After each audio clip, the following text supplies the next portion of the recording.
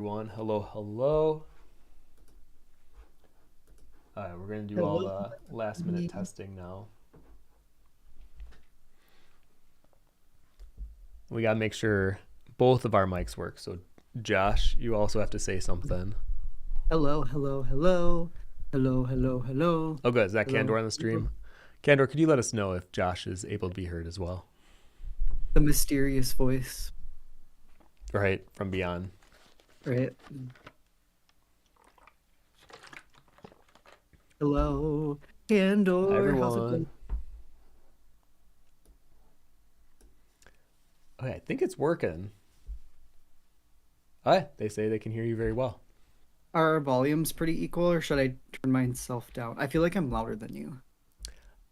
Yeah, actually, Chad, if you could let us know. We were doing some testing this morning, but if you could point us in the right direction if my volume's too low, Josh's is too high. Like, we're trying to get it as equal as possible. Oh, I probably should be talking because I don't know what to say. Starting shortly. Oh, to test the volume. Yeah. Yeah, just Josh is a tiny bit louder than Tim. Okay, here, I'll turn So my maybe thing just turn down yours one down knob. just a little bit. I did it on my mic. Hang on. I can just do it on my mic. I just turn it down one little knob.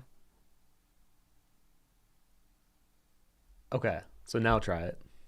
Okay. That better? Did you turn me down on your OBS too? No. Oh, you didn't? Okay, good. I think we're good then. I think we can kind of get into it. So, hello everyone. Welcome to this weekly Wednesday live stream. I'm Timothy Von Rueden, better known as vonnart Online. And today I'm joined by the mysterious voice from beyond. Josh is joining as an official mod today to help with kind of feeding questions to me so that I'm a little less distracted on looking up at the comments in my monitor and more focused on drawing and looking at what I'm actually doing. So if everyone could give a warm welcome to Joshua. Um, and Josh, I know he's a little nervous about joining for the first time, but I think we're gonna let him know that he doesn't have anything to be nervous about. It's just a stream, and we're just gonna chat, and it's gonna be wonderful. Yes. I do this every time we start up streaming again. I get all nervous. Then once I'm doing it like every week with you, then I'm fine. Right? Yeah. And today is especially a more like casual based one. I was telling Josh, I don't want every Wednesday to be like a very structured, I have to have a bullet point presentation of all these things I want to discuss. I think that's okay to have some weeks where I just literally have some things I need to draw and just to casually chat with you guys. And whatever questions arise from our conversation, like that kind of becomes the topic of the day. So kind of leading into if you guys have any comments or questions or things that you would like to chat about, let us know. Thankfully, because Josh is here, it'll be much easier to see whatever comments or questions you have. But if you could still put at vonnart, it just makes his job easier. But we're just going to have a good time today. I mean, And honestly, I don't mind. the what? I said I don't mind. Yeah. I'll try uh, to read everything. you what? I said I'll try to read everything.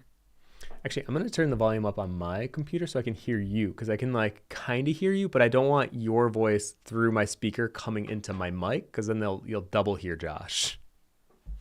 And hopefully you I don't think they should be able to hear you through mine either. I don't think so either. I don't know. We'll figure this out. Okay.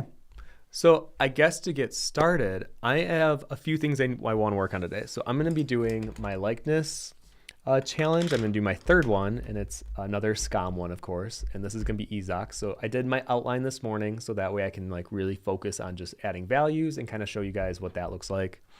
And then I am doing a pair of eyes. I can't fully say why, but I am doing the last Drawtober monster. Here's a little sneak of what that is. And I want to do that today and show you guys how to shade eyes. And if we have time, I might do a little bit on my tarot card or design 6 little mirrors that are a part of the final Drawtober boss that I have ready for. I'm hoping to post it on Friday or Saturday, but we'll see. We found out our weekend actually got a little busier than we were thinking, so I'm hoping Saturday will be the latest. So if you guys are following my Drawtober series that I've been posting on Instagram since October, Just know the finale is literally around the corner. It's happening soon. So yeah, so I'm going to get right into this. If you guys have any comments about, and it doesn't have to be related to just drawing. It could be on the art business. It could be on, heck, it could be on entertainment, maybe movies or games that you guys have been playing recently and want to just discuss, or anything that is on your mind. So yeah, we're just going to go for it. So before, Josh, you start getting any comments or any of the chat questions, I'm just going to let you guys know, with this as my outline and my foundation, I'm basically going to start shading. I'm going to do what I call the first value pass. So I'm going to use a 2H pencil. Ignore how bitten up and vile this pencil looks. But basically, I'm going to start filling in some of the shadow shapes, and then I'm going to build on top of it. And that's how I'm going to slowly add my values without going too dark too quickly and having a piece that I couldn't erase. Because sometimes if you go really dark out the gate, if you make a mistake, you can't erase it back to the paper white, and it could create kind of a messy issue. So that's what I'm going to be working on. Nice. And then I know, Josh, because we're new to this, I guess you can interrupt at any time, unless if I'm talking about something really serious, then absolutely don't interrupt.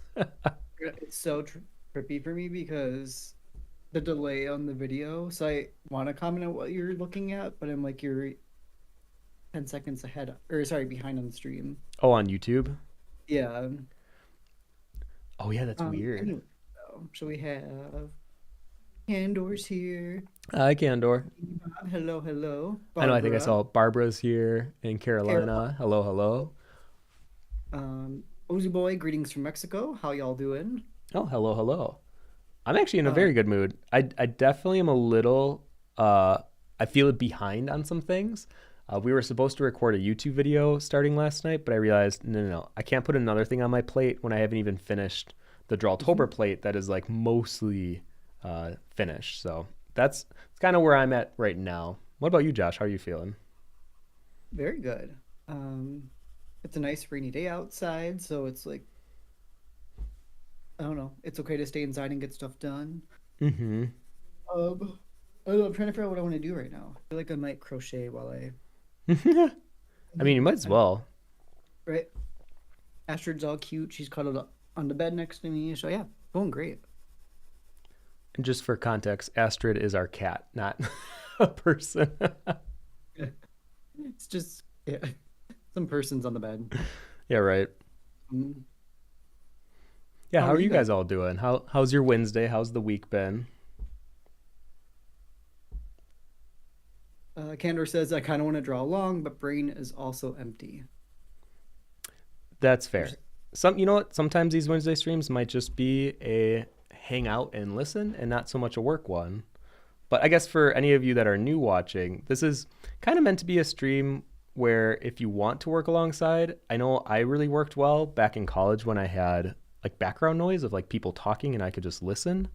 So I want to kind of provide that, but also if you want to chime in and maybe add your own 2 cents to whatever we're talking about, then that's also kind of what this stream could be for you. So yeah, I'm hoping it can be a host of all different kinds of people that want to either listen or work alongside.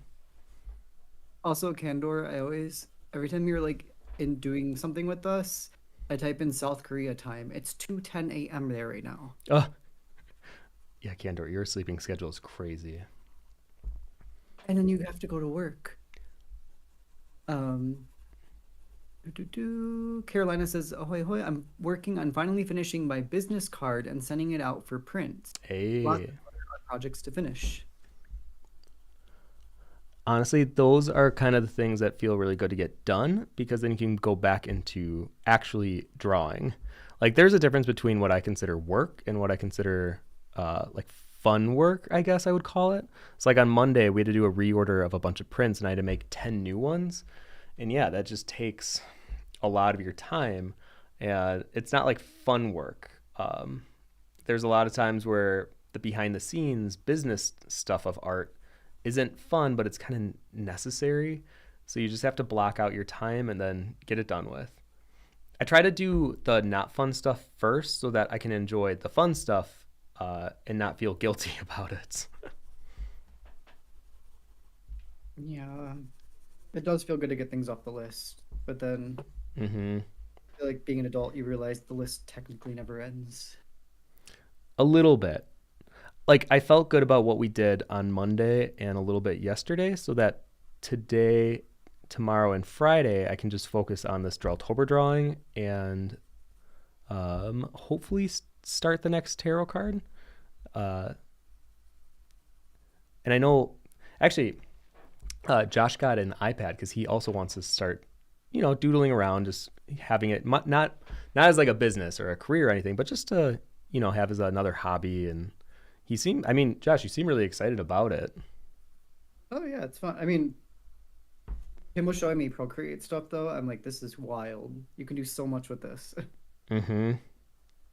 But I really want to try to learn just making shapes of my own, I think, first to start too. I don't want to just rely on technology to do it right off the bat. I No. get like once you get good, it definitely makes things a lot more convenient to do. But I feel like I should learn the nitty gritty to start off. Yes, totally agree. It was kind of surprising though. Like, I don't know, starting to draw as an adult is weird because I think I wanted to approach it from such a like technical standpoint of like what do I need to learn first, blah blah blah. Where I think when you start as a kid and you just naturally do it, you kind of just start figuring out as you go. It's weird starting as an adult because it's so I don't know. My rational brain is like I have to do this first and this first before I can do this.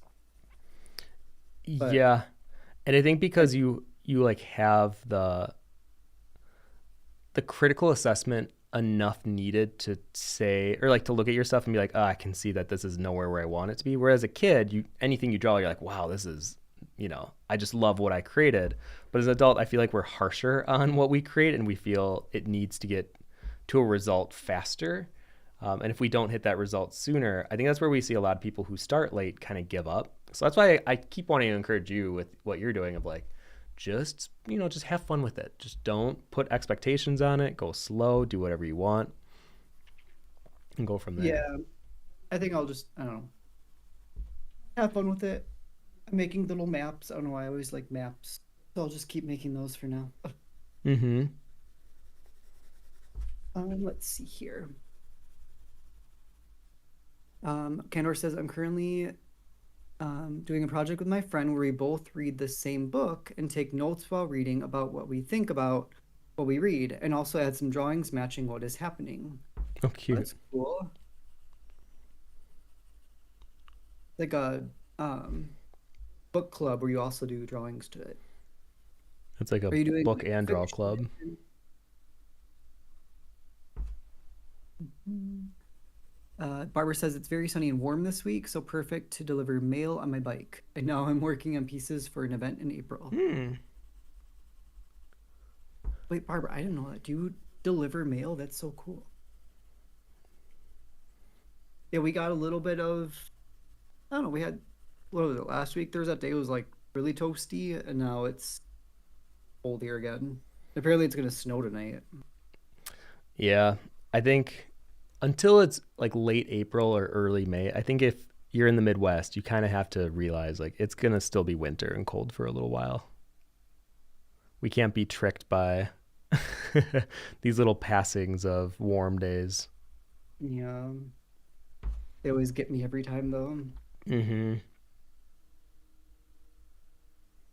Kendra says it's really fun. It takes so much longer to read, but it's actually really fun. We are reading Phantom of the Opera. Ah, Highly recommend the book. It's super well written and fun to write my thoughts. that's one of our good friends, Audrey Benjaminson's favorite book. Actually, she did, Josh, if you could find it possibly, she did an alternative cover for a publication recently. So it just got published, I think like 6 months ago.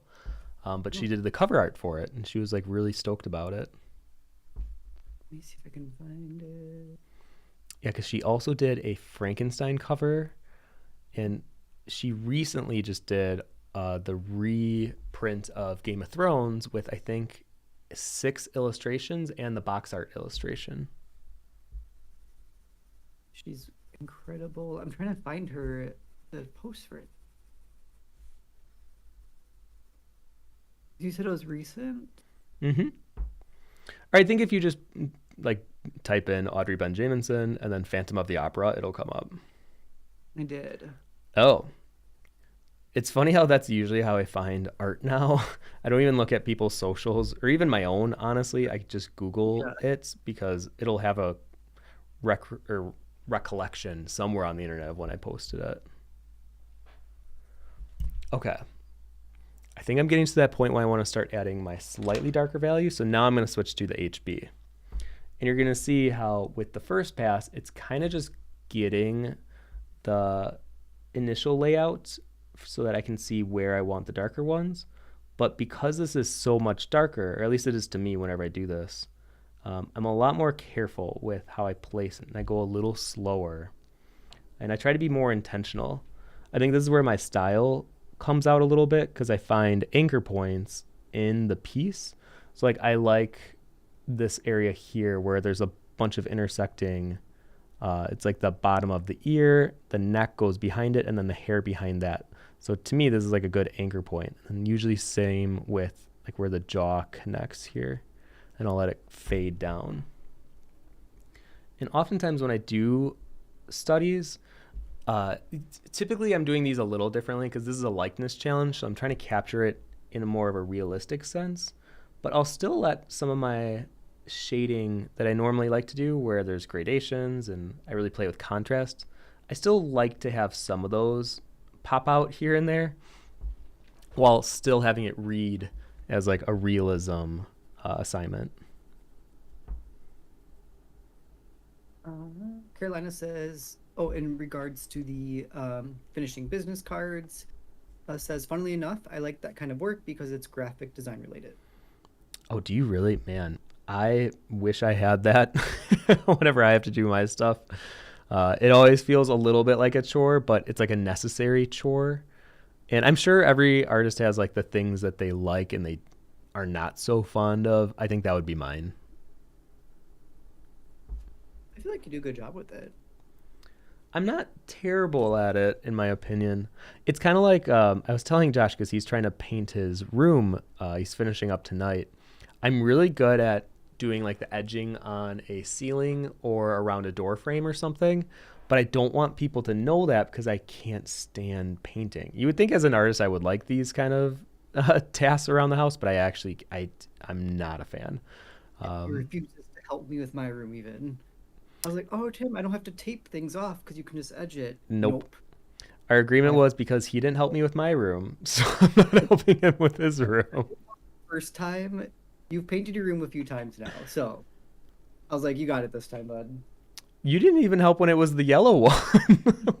Well, because your dad comes over, so I mean, I know. um, It's funny. I guess for those of you who don't know, my dad is kind of in like an early dementia phase right now. And when he paints, he is very particular. So I'll kind of give him a spot, and he just wants to feel useful. I just enjoy having him around, and because he's nearby. But I'll like give him one area of a room to like edge with the paint, and he'll be there for like a half hour doing like 2 to 3 feet worth of just because he wants it to be as perfect as possible. And I'm sure that's maybe where some of my perfectionism to some degree comes from. But I think I'm also similar to my mom, which is the attitude of like, just get it done, just move on, just keep going. So I'm like a weird mix of the two. But yeah, whenever we paint, I'm always like, hey, dad, want to help out?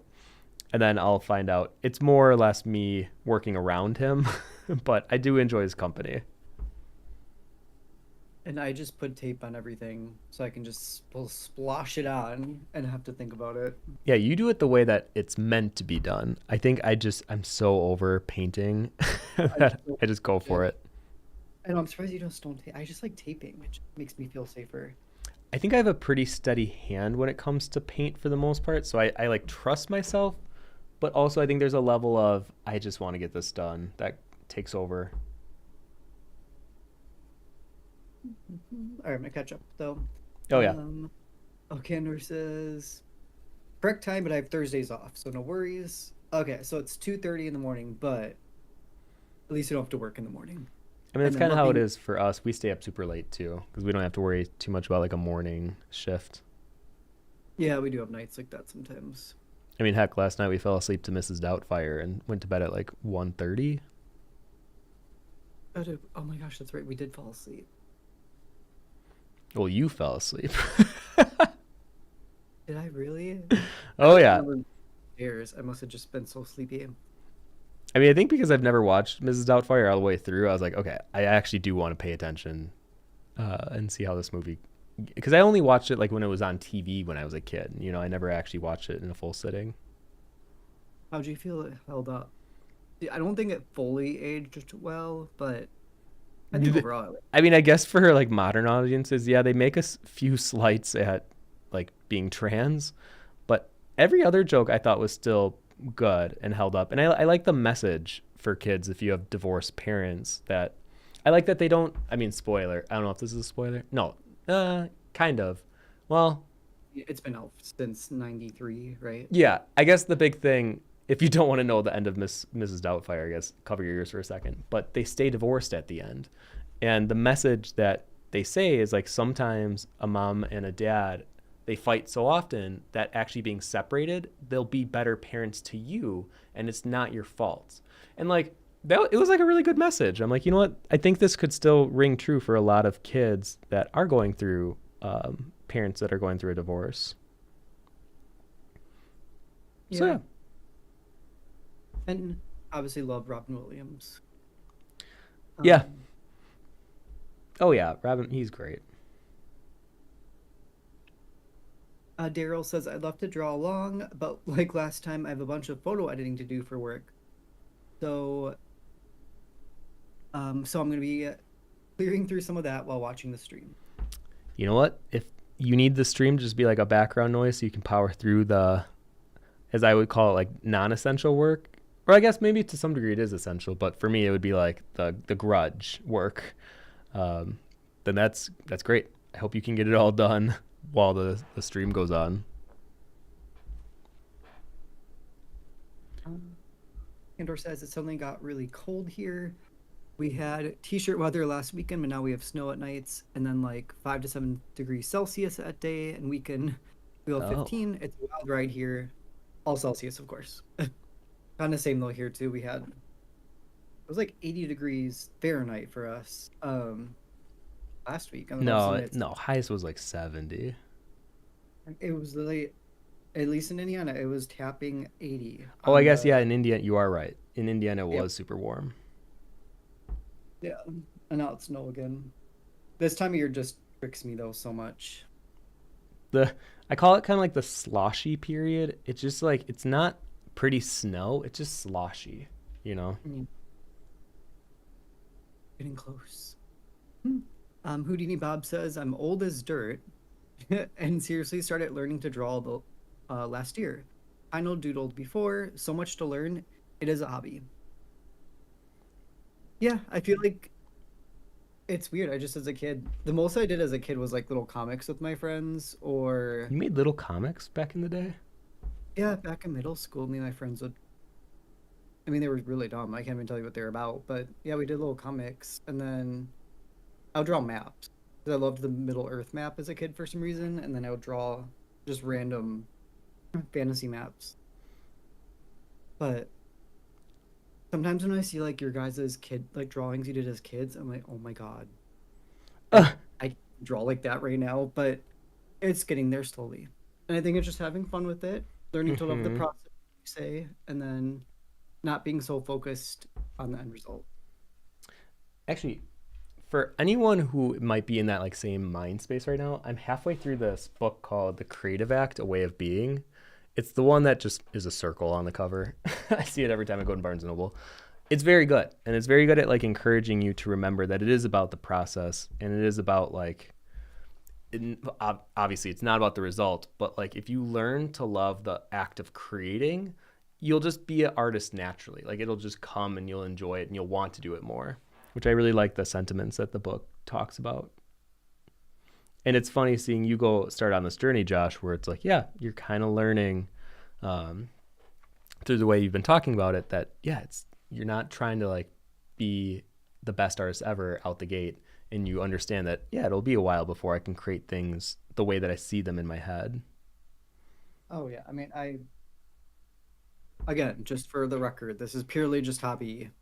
I don't want to go to conventions, do any of that, but yeah, it's just something to sit down on the couch and relax to do. Because I love crocheting now, and I'm like, oh, I do. Oh, there's something about just making something that feels really nice. It's better than like I can watch crap TV still, but feel like I'm actually doing something, just sitting there. Um, yeah, it's really nice. Candor says, Josh, if I may recommend you, just jump into it. I think it'd be so much more fun to just jump into it, at least in the beginning. Just try out some stuff out before going so serious right away. Yeah, I really like that point because I think I get to, I don't know, my brain wants to be like a methodical way of learning. And I'm like, I think with a lot of the arts, you have to kind of just take it easy. Also, really quick, this is usually one of my favorite parts of doing the drawing is where I start adding the darker values. So you'll start to see him actually start to come alive in this phase. And especially once I tackle that other eye, it'll start to look like a person. Because up until this point, I think it looked a little bit in like a cartoon stylized realm. But then slowly but surely, I think his actual likeness will start to appear as we add these kind of mid-tone values. Little Isak. Right? I know, baby Isak. And for those who don't know, this is from a show called Scum. Season 3 kind of changed my life. I think Josh as well, where I just think it is one of the best love stories I've ever seen. And it's depicted in like a way that I wasn't expecting. And I've never felt so seen or represented in any form of media ever. So in my paying homage and respects to it, I've been doing a lot of these likeness studies of the cast from the show. And I have two more after this. And then I'm going to do like a mega post on Instagram with all of them. And I was thinking about, I think I will sell most of them. And I know I've had a few people ask me if because they're like big fans of the show as well. And they want a piece or two. So I think I'm going to make them pretty cheap because these were just studies and these were more as like an appreciation thing. So I'll probably do that before the end of the month. Probably next week, actually, sometime, depending on, we have another con. You know what? I'm not going to give myself a deadline. By the end of March, though, they'll be up because I think I've done close to 15 or 17 of them at this point. So it's been a You mean lot. The what? the original? Yeah. Oh, okay. I don't know if you want to do like a small print would be kind of fun. Of like all of them? Yeah, kind of like you did the vampire. Oh, maybe. I've noticed that I did a collage print. Actually, this is before I even met you, Josh, where I was like, oh man, people are going to love this because it's a bunch of my art just on one piece. And it was like my worst selling piece. I actually think it would be better if I chose whichever one of these likeness studies was what I would consider the strongest and just make it like a single small print that someone could get.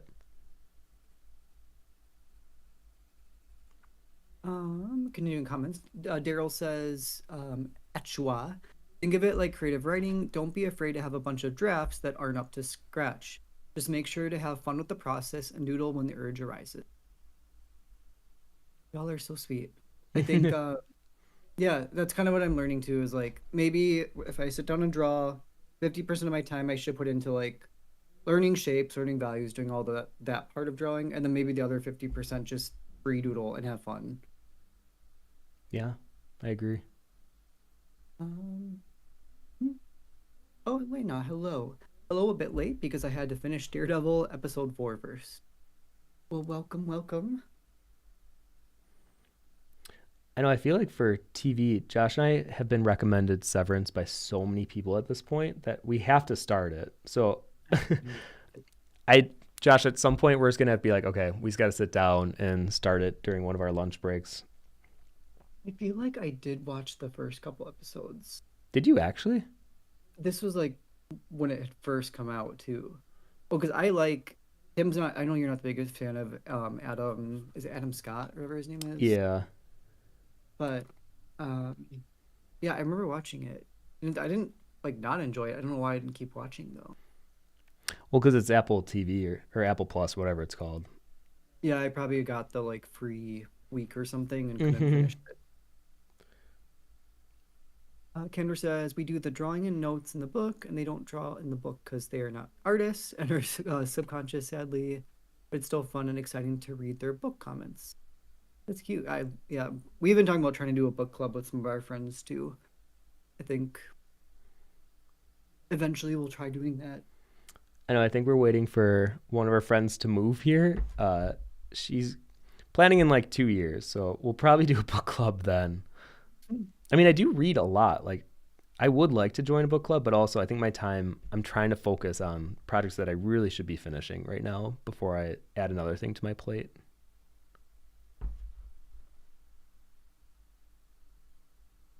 That would be so nice though. Gosh, I'm so ready for summer. I don't know why. I was just envisioning us sitting out in the backyard on a sunny day and Mm-hmm. kind of with a big blanket.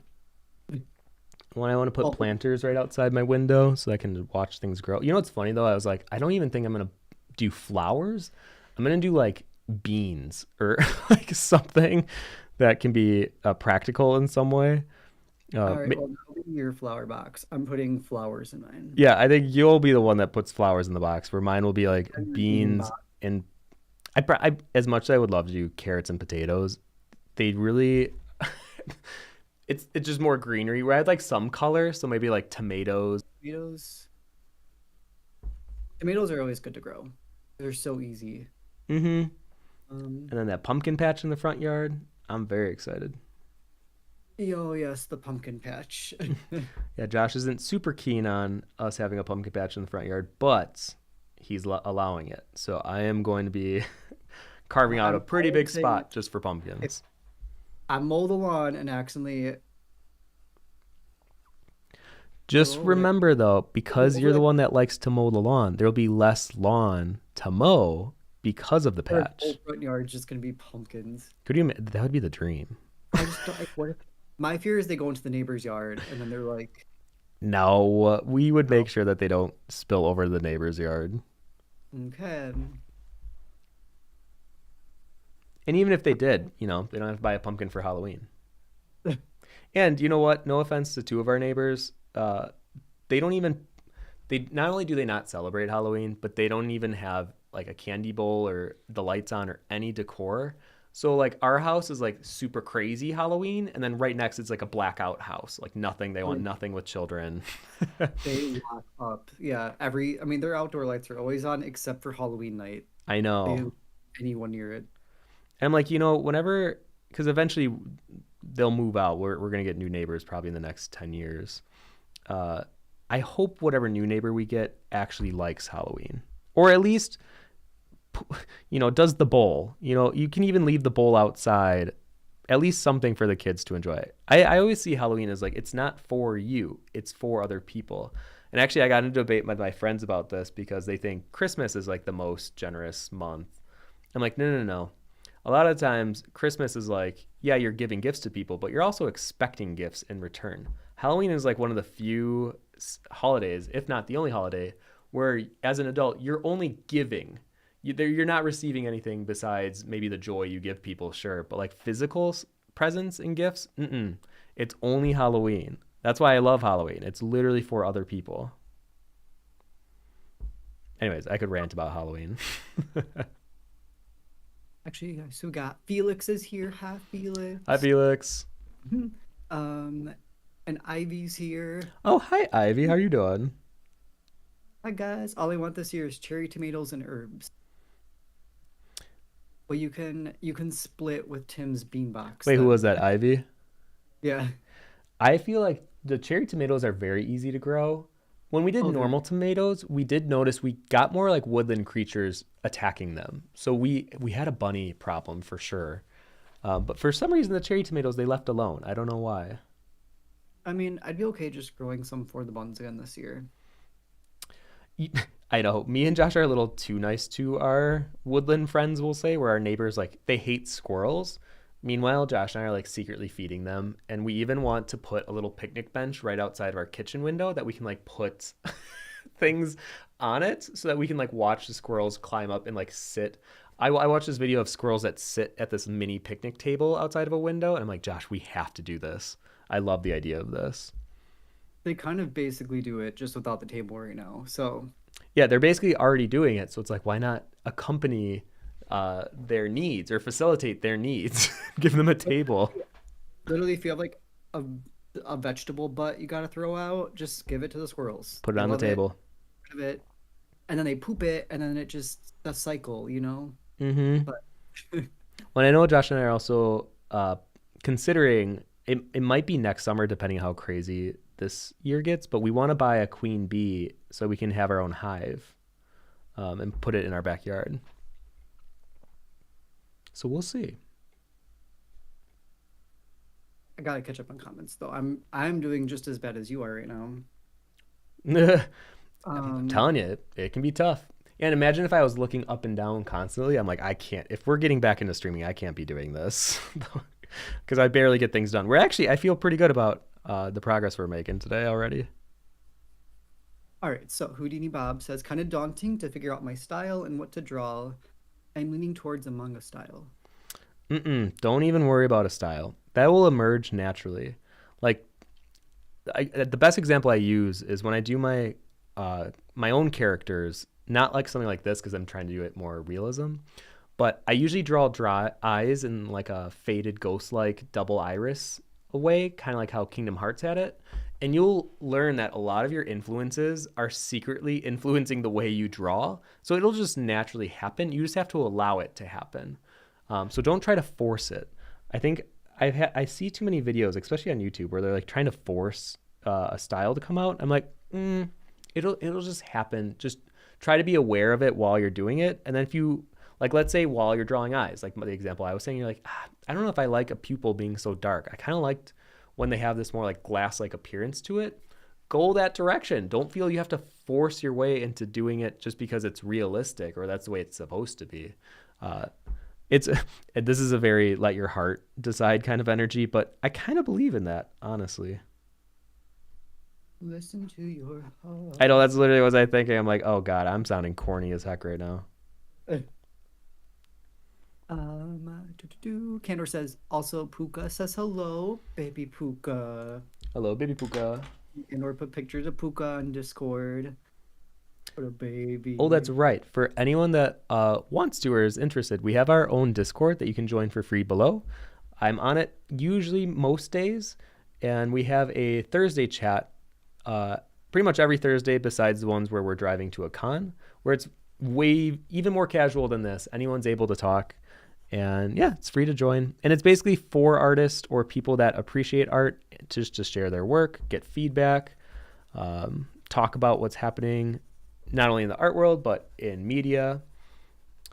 So I feel like I should always remember to at least mention that once per stream.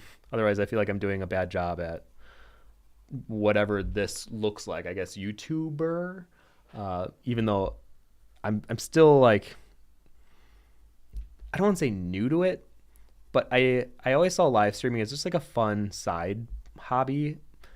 Uh, but I really should get better at least doing those kind of bare minimum things. Yes, yes. Like, comment, subscribe. Ugh, no, I don't want to be one of those people though. I mean, not that I'm shaming them or whatever, but just people already know if they like what they're watching, they'll do it naturally. I feel like we don't have to reinforce it. And I actually get kind of like whenever that part in a video happens, it's almost like an ad on TV or when you're watching like a Netflix or Hulu with ads. You're just like, your mind shuts off temporarily just to wait for it to be over. Yeah, I feel like people don't do it as much anymore. It feels like on like modern YouTube. I really do believe because if someone genuinely wants to follow you, they don't need to be told. Like they'll just do it, you know? That's something I've been realizing even with mostly with Instagram, and I used to, man, I feel like is this a tangent I want to go down or is this something we should skip for the time being? You know what? I'll give a very short version of it. I realized that when it comes to Instagram posting, don't treat your audience like they're dumb. If you are resharing a post from a few years ago because you felt like you haven't posted in a while and you want more engagement, it's going to read to people that that's why you're posting it. And I think sometimes, especially when the late or like early 2020, maybe time period, or late 2019, maybe even, everyone was conditioned to feed the machine that was the algorithm of Instagram. But nowadays, I feel like people actually read between the lines and they are like, is this a new piece? Or are they doing this for clout? Are they doing this because they need content to be posted? And I completely stopped doing that. I don't reshare old art anymore on Instagram. And weirdly, my account's actually been doing better the last 6 months. And I'm only posting like once a month, maybe twice. And that is so opposite to how it used to be. And I think to anyone, I mean, mind you, I'm sure that some of you are like, yeah, but you have, 400 some thousand followers. It's different for you. Like if you're just starting out, you still have to post a lot. So I don't want to like blanket statement, and I think take anything I say with a, grain of salt. But that is something that I have noticed, at least for my account, is posting less and focusing on it being better quality or new has actually helped me. So if you feel like you're in a rut or you're stuck right now, maybe try that as well. It may work. I don't want to be like, this is for sure the one all be all, but I'm just saying that has worked for me. And one of our good friends, her name is Devin L. Kurtz. She is like, in my mind, the master at social media. And she has garnered so many followers over a good amount of time, and a very actually short amount of time if you think about her big growth. And a lot of it was on no filler, all bangers, which is basically saying don't push out everything just because you feel like you have to. Show the quality of your work, the breadth of your capabilities, and you might see a better response.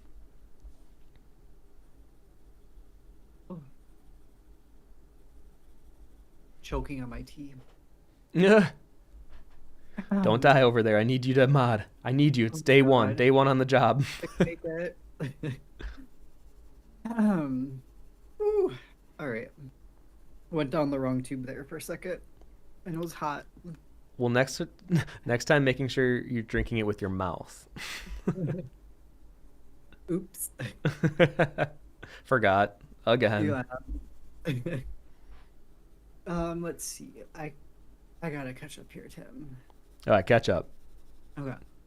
All right. In my dumb brain, in my mind, I imagine you like literally putting ketchup on yourself. You're like, wait, I gotta catch up really quick. Oh God. Okay, sorry. Continue. Okay. Candor says, "All right, Tim. I found a very pretty reference of Josephine, Nora's actress. I wanted to send you, and I also wanted to hear your thoughts of the song I sent you if you listened yet." I did. Yeah. So Josh, you might not know this. Candor sent me a music video that Henrik Holm is in, who is one of the actors in Scum, and it was cute. It was very cute. I definitely think with his hair down, it's a different vibe for him than when his hair's up. I like him when his hair's up. I think that's when he looks his best. But yeah, it was cute. I liked it. I have to check it out. Yeah, I like I like his hair up. He gave me confidence with my hair too, because I have a big forehead. So when I put my hair up, I'm always like, oof. I'm like, he embraces his forehead. Mm-hmm. And I appreciate that. Yeah, I feel like we were very influenced by Scum afterwards. Like, I'm trying to grow my hair out now a little bit, and I've never taken... Like, curly hair has always been, in my mind, like a curse. I've always envied people that had straight hair and didn't know how, like, tight curls this can be. Because, like, the front, I straighten a little bit with a small straightener just to try to make it a little more manageable. But, like, the back is definitely more coily. And this show kind of gave me the confidence, let's just try growing out and see what happens and take care of it. And I actually went to Sephora and I got really nice hair products for the first time in my life. And I'm like, oh my God, this whole time I just wasn't taking good care of it. It's not that curly hair is difficult to deal with. I'm just not dealing with it properly. And then seeing Josh manage his hair in a way that he feels more confident, I'm like, entertainment has such a way of influencing people that I think it has inspired me to like really dive back into the art world, and especially with the story I want to write. Because like, yeah, it might not be real, but they have a lot of real influences in our life that I think are very powerful. I still think about Final Fantasy X from time to time, or like the stories that like really hit you and sit with you. I'm like, we cannot be writing these things off. Actually, not to tangent again, I was on Instagram watching my Hope Core videos as I normally do. And there was one video of a girl, she was like, I don't know, in fifth grade. And she looked like she was getting bullied a little bit because she likes reading. And she came home and she was crying. And the mom was asking why. And she was talking about how the book, her favorite character died. And it like really affected her. And the mom was like trying to, help calm her down. And at one point she's like, just no, it's just a book, it's not real. But then in my mind I'm like, I don't think we should be saying that to kids, one. But two, it is the emotions that she is feeling are very real. And I think, yeah, media has the power to do that because in our brain we get attached to characters, we get attached to storylines. And I think that's why, it's been so powerful. Like storytelling can be so powerful even in the modern age. But anyways, I'm ranting at this point. I really like the impact that storytelling can have is I guess what I'm trying to say. No, it really does. I feel like some definitely influenced us. I mean, we're trying out Absolutely. the France one, right? Are we watching France right now? We're watching the French one, yes. Yeah, but I do think Norway is just so really good, and it probably is like whatever one you watch first is the one you're gonna like maybe resonate with more. I don't know, but I it's was trying to go so into the French one unbiased, but it's so hard when they're so comparable. It's not bad. It definitely feels like you might as well just watch the Norway version, but we'll see. We're only 2 or 3 episodes in so far. all right. Barbara says, Schwa, will you ever share some of your future creations on Discord? No pressure though, just have fun and draw what you like. Oh, it definitely will. But it's probably gonna be a bit. I wasn't tracing, but I was trying to draw Pokemon because Tim was telling me they have like really good shape language you can like pick out really quickly.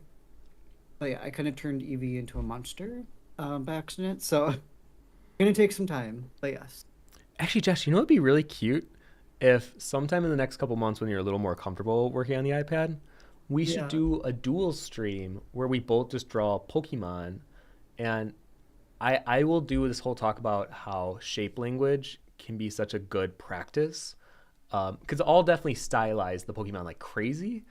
And just to show like someone that's getting brand new into art, how it can be beneficial to them. And then someone who's maybe been drawing for a long time, how they can use it and still grow and learn from it. Because if I just drew Bulbasaur as is, obviously I don't think I'm learning a lot. I'm just kind of copy and pasting. But if it's more of like a how do I stylize this and pull the proportions and still have it read and make it like my own style, I think that could be a fun challenge.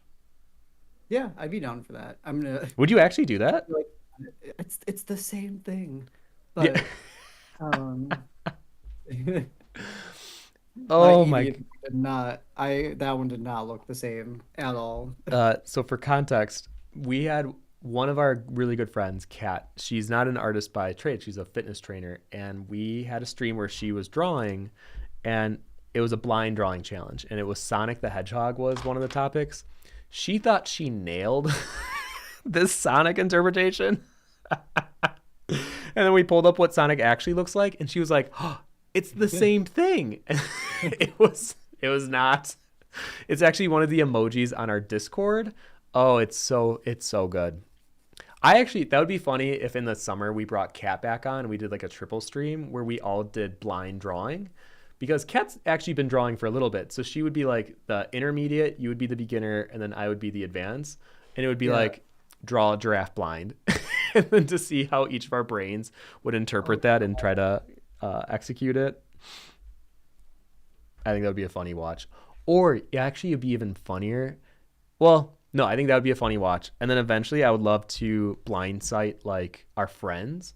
So like Dustin or any of the ones that are like familiar with drawing enough where if we did a blind drawing challenge, don't tell them and then throw like really obscure like a buffalo. Like things that you would think you kind of know what they look like, but if you're drawing blind without reference, I'm telling you, you don't know what a buffalo looks like. You don't know what a giraffe looks like. Yeah, I don't really. I kind of want to try it right now, but I don't even know. Their heads are weird. Y- yes. And you're like, I know they have little horns, but how long are they? Where are they placed on the skull? Then it just gets, the more you try to think about how a giraffe looks, you're like, oh my god, I don't think I know what a giraffe actually looks like. And they have like super long eyelashes. Oh yeah, their lashes are so pretty. Uh huh. Well, it's because it's an animal that you probably don't draw often. So then when you're presented with a challenge of just drawing it, you're literally just going off of memory and like maybe the few times you've seen it either as like at a zoo as a kid, or in films.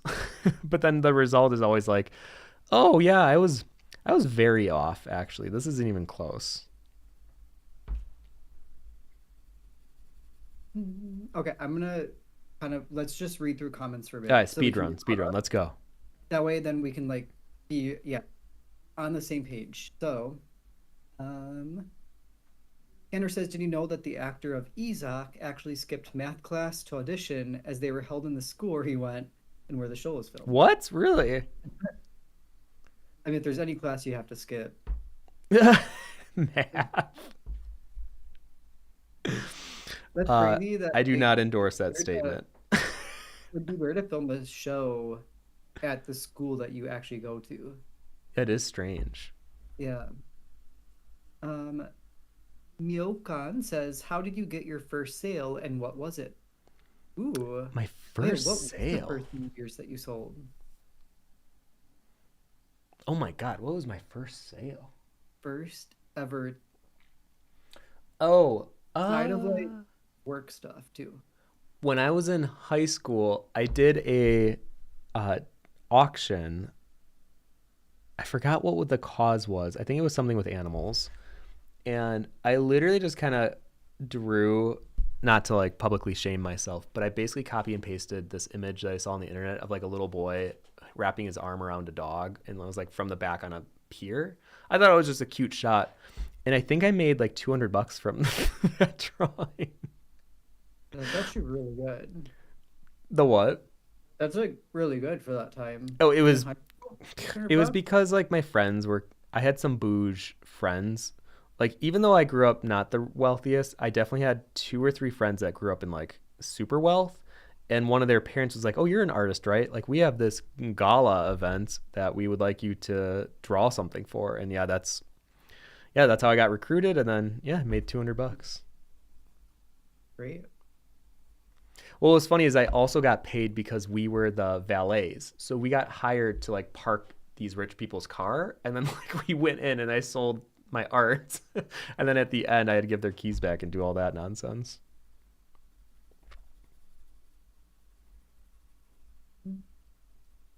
I thought we were speed running. Where are we going? Where are we going? Okay, okay. Um, Felix says, "I've barely gone outside in five." See, this is back by we were talking about weather even still. Felix says, "I've barely gone outside in 5 months and I'm over it." Totally same. I get that. I want long summer nights stat. You Same page know, with you. I miss normally I would agree with you guys, but or sorry, were you saying something about the weather? yeah. I Oh, was like, sorry. I really miss summer right now. No. Yeah, I know you're gonna be like, I love the winter Yeah. time. It's Kind taught of. me so much. I I have to admit I've been very much enjoying not having a lot to do, because I think then that forces That me is to a like lot. focus on my projects. I can catch up on things. Oh, I get what you mean. Well, I mean, Josh and I had a very crazy last winter. We were like in the final months of prepping for our wedding. Um, Finances were kind of crippling us, and I was in the most stress I've ever been in my life because I knew I also had to make this new art book, and I underestimated how much work a 400-page art book would be. That probably sounds crazy saying it out loud, being like, "Well, yeah, 400 pages." But anyways, uh, it was a lot. It was a lot. And because we didn't hire a wedding planner, and this was like a 200-person wedding, we had to do a lot of the stuff on the back end. And you know what? Now I feel like I'm complaining. Basically, last winter was crazy. Last spring and summer were even crazier. And then fall, somehow, also crazy. So this past winter has honestly been really nice. Like, I'm okay with just sitting in, watching a Netflix series, doing my little drawings. But yes, I know nicer weather will be nice, but it has been favorable for me to have an excuse not to go anywhere and be like, oh, it's the weather's too much. I have to stay in and just keep drawing, I guess. Like that's, I'm so sorry. That's what I have to be doing. Juan says, greetings from Spain. Hello, Juan. Hello, hello. Oh, hey, Jens. Hello from Greece. Not Greek, by the way. Hello. Joel, hello, hello. Felix, I was so mad when our cats killed a squirrel. Yeah. Casper's had a couple of things with bunnies that we don't like to bring up. It was honestly one of the worst things I think has ever happened was watching Casper chase a baby bunny, and that was horrible. Chase and kill and then bring it inside the house. But it's fine. Yeah, so I guess for those of you who don't know, when we let the cats out, we leave our back door open so that if they ever want to scamper back in. But Casper was being kind of weird. He was like near one of our flower pots, but like he's kind of weird outside anyway. So we were like, oh, that's just Casper being Casper. No, he found and scouted out a baby bunny and then went into like a death chase, sprinting around the yard. He grabbed it and was like holding it in his mouth. Where Josh and I are screaming. We're like trying to get him to release this thing. He gets scared by us yelling that he runs inside with it in its mouth. Ugh. And not to make a long story short, basically, we think he snapped the little bun's neck. And when he let go of the bunny in our house, it was still alive, but it was trying to jump, but its jumps were so off. It was like one of the worst things I think I've ever seen in my life. I think in person, it's one of the worst things I've ever seen. If not the worst, actually. Let me, we have a little grave for that bunny still, though. I know, we buried it. We gave it rights. Yeah. Poor baby. Casper's a killer. You can't trust him. And he's right here right now. Casper, how do you feel hearing the story again? Nothing. You want to say hi to everyone? No remorse at all. This is the face of a killer. Casper, I mean, at least pick an adult bunny. Like, don't buy a baby. Oh, it was horrible. Wait, really quick before you ask the next question, I'm switching to my mechanical pencil because I'm doing really small details, and then I'm going to move on to the eyes. So this was kind of like one of my final passes. I'll probably do a little touches here and there after the stream ends, but you can kind of see now this actually looks like a human being, and now it's just like adding like freckles, the little details, and yeah, go from there. Okay, continue. Gorgeous.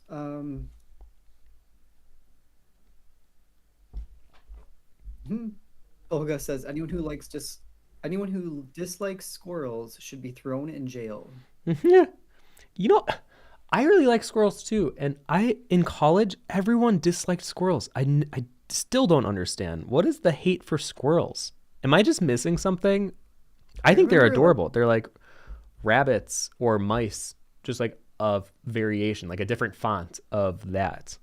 And yet people like bunnies, but for some reason they don't like squirrels. Casper, what are you doing? What are we doing here? Intentionally try to like swerve his car to hit a squirrel even. I'm like, why? Oh my gosh, really? Oh yeah. Yeah, people are like, they want them dead. And I'm like, I think they're so cute. They're so cute. And they don't really bother you. Like I don't know. Like they're not going to bite you. Unless if you're like holding them, if they're grabbing them, then they might attack you. But like otherwise, they leave you alone. Dark Lady of the Lullaby says, how do you find a nice balance between detailed areas and open spaces? Oh man, it's my favorite thing. Working with negative space in a piece. Do I have any examples here? Kind of. Let me see. It's like when I was doing these fun little sketches. Okay, like here's a good example on this guy. Mind you, a lot of these I was like looking at different references from FromSoft games and from Pinterest, but kind of added my own little spin on how I shaded that. For this guy, he's sitting on, I guess, a dead tree or something. And I wanted the top of the tree to be dark in value because I knew his feet and the legs around it would be lighter. So I'm like using negative space to help reinforce the separation of not only shapes but forms from one another for the viewer.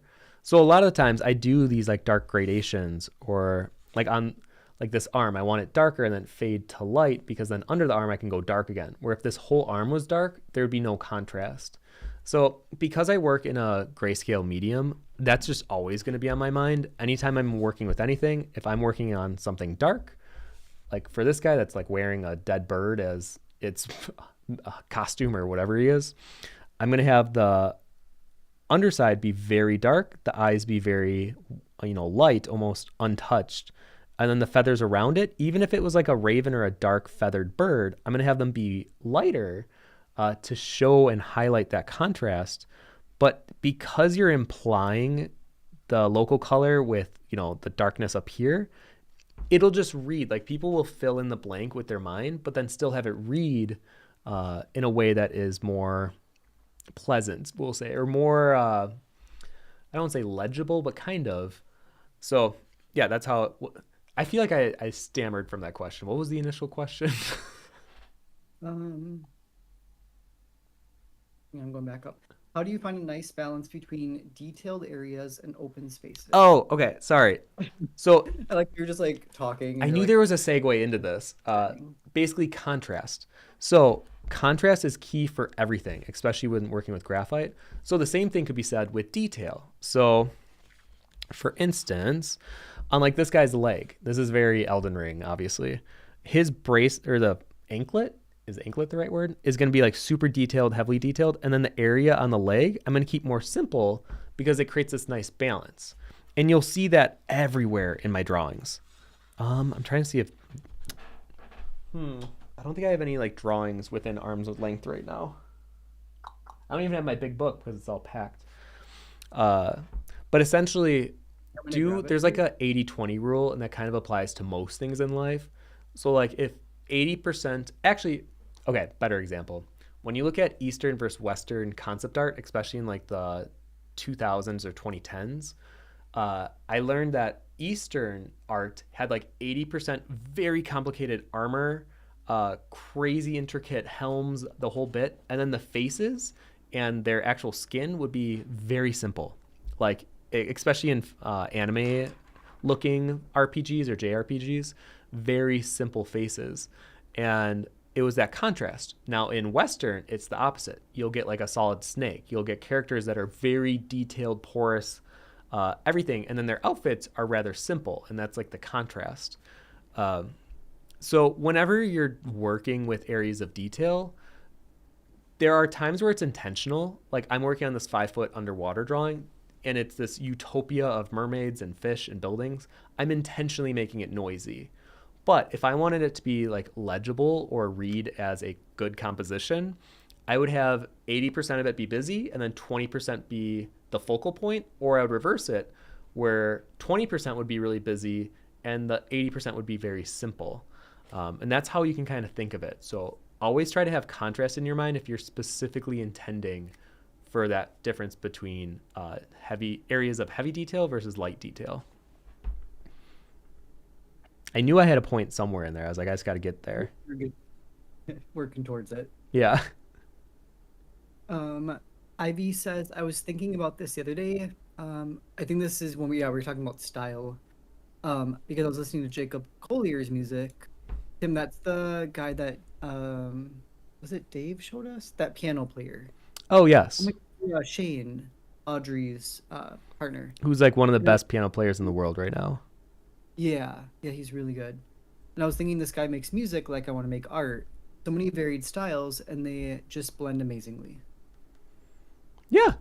I always say like art is just Frankenstein of culture, reference, and influence.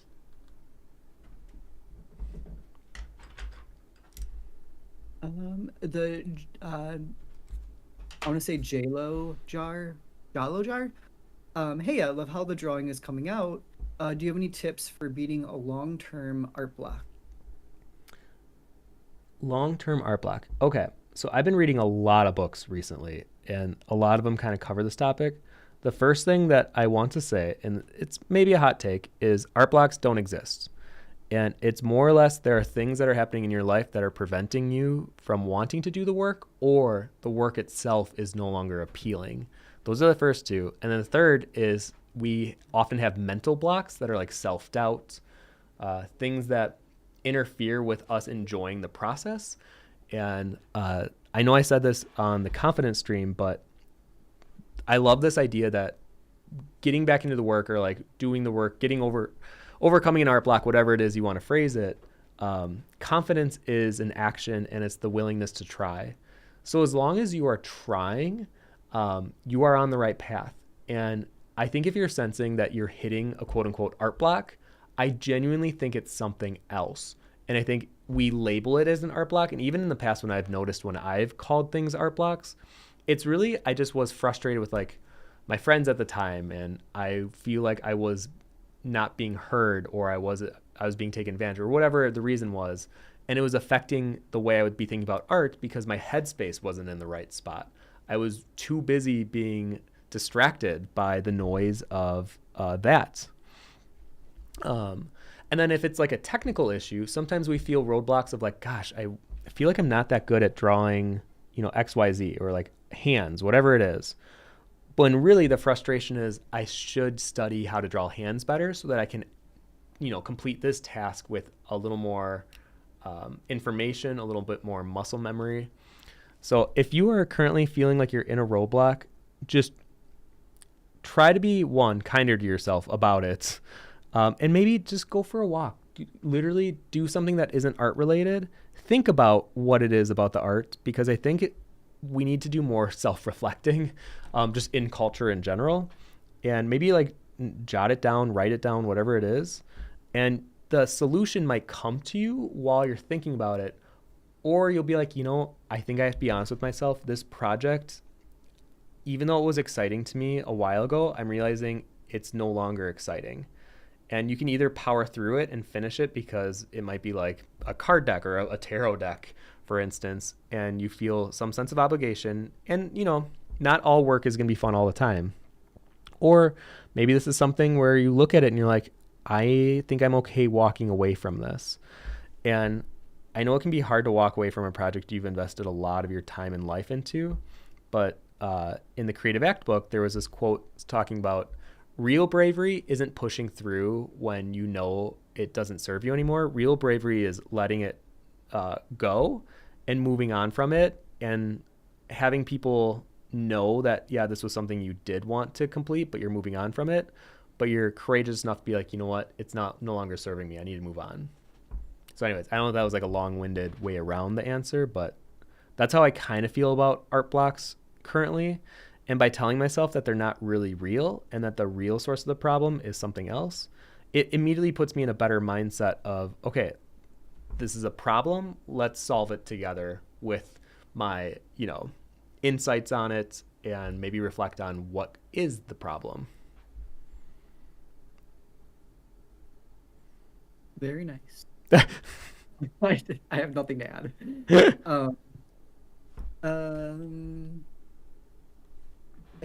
I'll highlight the next comment and then somehow it goes away. I need to figure out a better system for this for myself. Oh, I know. That's when I was trying to do it. I mean, on Twitch it was easier. On YouTube it's a little different.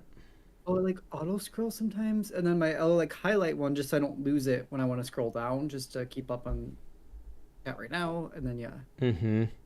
I'm gonna try to hit up some of the questions more, and then that Oh way. yeah. My goal in the future is for us to always kind of like be up with a chat instead of having to like catch up, because we don't want to get to everyone, but You say we don't want to get it to everyone? yeah. Sorry, everyone. Josh said no. He was like, we don't want to get everyone, actually. Oh my God, no, stop. Hang on. I'm I'm kidding. scrolling up now. Hang on. Okay. I think this is where I was at. Okay, I'll start here. Jen says, certain video content is designed to attract views, not yet. Oh my God. Let me start that over. Certain video content is almost designed to attract views, not followers. Top 10 lists were popular for a while, and then everyone did it so much that it became content Hmm. junk. Yeah. And I'm telling you, this goes back to my theory of like, don't treat people like they're dumb. If you're just following the trends and doing whatever is popular, people know that that's what you're doing. And is that really the association you want to build for yourself, for your brand, for your artistic career? I wouldn't want that association. I doubt you guys would. So like, yes, it might help like a temporary boost, but it might hurt your long-term association. Um, and I think especially in like 2022 when I was actually, long story short, I got red banned from Instagram for my Hanged Man tarot card. I was no longer able to promote. I was no longer able to use the ad tools. And I think I fell into this like insecurity of, oh my gosh, I need to get the algorithm back in my favor. So I think I was doing things that were more what I thought I was supposed to be doing rather than doing the things that I wanted to do. And now that I'm back in a good mindset in the last two or like year and a half, or at least definitely since October, I realized no, people will follow you if they feel like what you're posting is exciting. It gets them excited to follow you. Like maybe it's a story post or maybe it's just the type of art you do. They're like, man, anytime this person posts anything, I just love following them for that. They're not going to follow you for the gimmicky stuff. If anything, that might scare them away. That might be like, no, this artist is a try hard. I don't really want to follow this.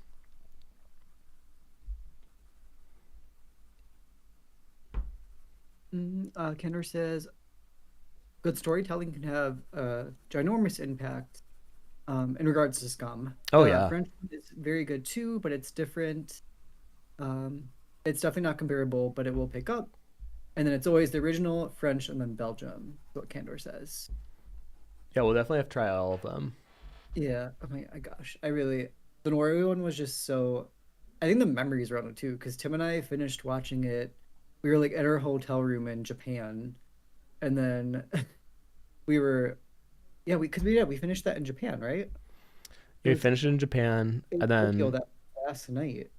I just remember us both sitting in the bed, like crying, and then you kind of felt we both felt empty afterwards too.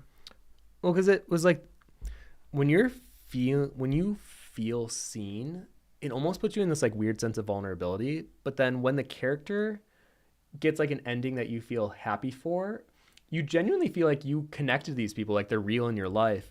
And then by it ending, it's almost like then they're being taken out of your life. So it almost does sometimes feel like a death of like a friend or a family member, even though they're technically just characters, they're fiction. But if the actors portray them real enough, they literally can feel like real people to you. And I think that's why oftentimes when you watch a show that's really good or finish a book that you really liked or whatever it is, yeah, it can leave you with an empty feeling for sure. Right. All right, really quick. I think I'm going to move on to the eyes now. I'm realizing we passed the hour point long ago. So this is kind of where I'm going to leave this. I'll probably do some editing when I can actually look straight down at the drawing because I always have to draw at an angle because of the phone right here.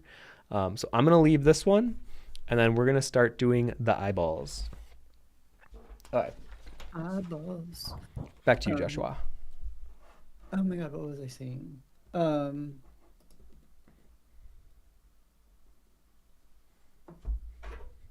I had a thought. We'll come back to that. And then Candor's totally down for the Pokemon dual stream. Well, it'd be fun if we made it one of the monthly challenges on our Discord. So like people could also join along and like draw some of their own Pokemon studies. And even though I don't want to be like the biggest endorser of like a capitalistic property at this point, but Pokemon will always have a place in my heart to some degree. Um, and I really do believe that it is good learning, and while still having like fun. Casper. I know, right? I don't know. He's obsessed with looking out this window right now. Do you see something, my baby? Oh, I remember I was gonna say, I feel like there's another universe out there though where they actually finished all the seasons of Scum Norway, Oh but yeah, it's fine. right. Um, Felix says Alex sometimes asks me if I can teach him how to draw, and I will help him. I will help him, but ultimately, I don't think you can teach someone how to draw if they don't have the drive to do it on their own. Hmm. If you're only drawing while I teach you, you won't be able to draw. That's kind of Yeah. exactly what I told Josh. Yeah, that's yeah, literally. Because I was like, Tim, teach me, and he's like, you gotta just want to do it. Hmm. Um, and also, I don't want to just become like a Tim bot, and I try to draw just how Tim draws. So I got to figure it out on my own. Or I'd be like missing the point. Yeah. Um.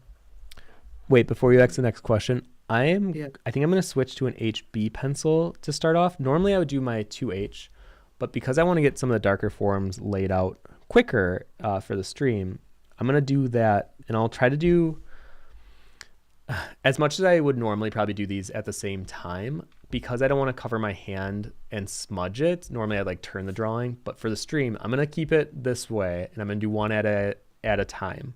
And this puts you in the danger of the one eye syndrome, where one eye looks really good and then you look at the other eye and it looks terrible. But just so you know, normally I think you should grow them together. I don't think you should fully finish one eye and then be like, okay, now it's this time.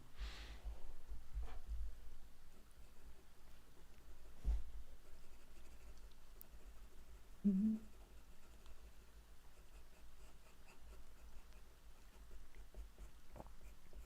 Oh. Um. Oh, Candor says I have so many background infos about Scam. It's so fun. You have no idea. There's also a birthday video that Evan made for Isak. Can also send Oh that yeah, to you that we guys. know. Oh yeah, yeah, oh, yeah, yeah. Oh yeah. That one we see. I feel like we both have watched a lot of the edits too. People, I like the little fan edits are cute. Well, it's been cute. I had two of the big fan accounts on Instagram because I started posting the likeness studies. We ended up following each other. Well, I followed them first, and then I started taking them when I started the drawings, and now they follow me. And now, like we DM, and I'm like, this is so funny how a TV show can like bring people together. And ironically, they're both American run accounts, even though no one else in America seems to have heard of this show. um, I would just assume that it would be mostly European people, and the fact that these fan accounts are American run, I was actually a little surprised, I have to say. Mhm.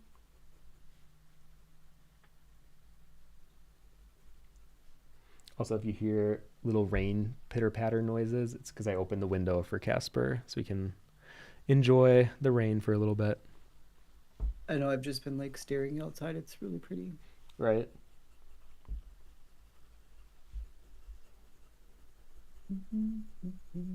Oh, speaking of, um, Anna says Scam definitely changed my life too. And then it's Doriaki. And then Isak is just the Ah, greatest.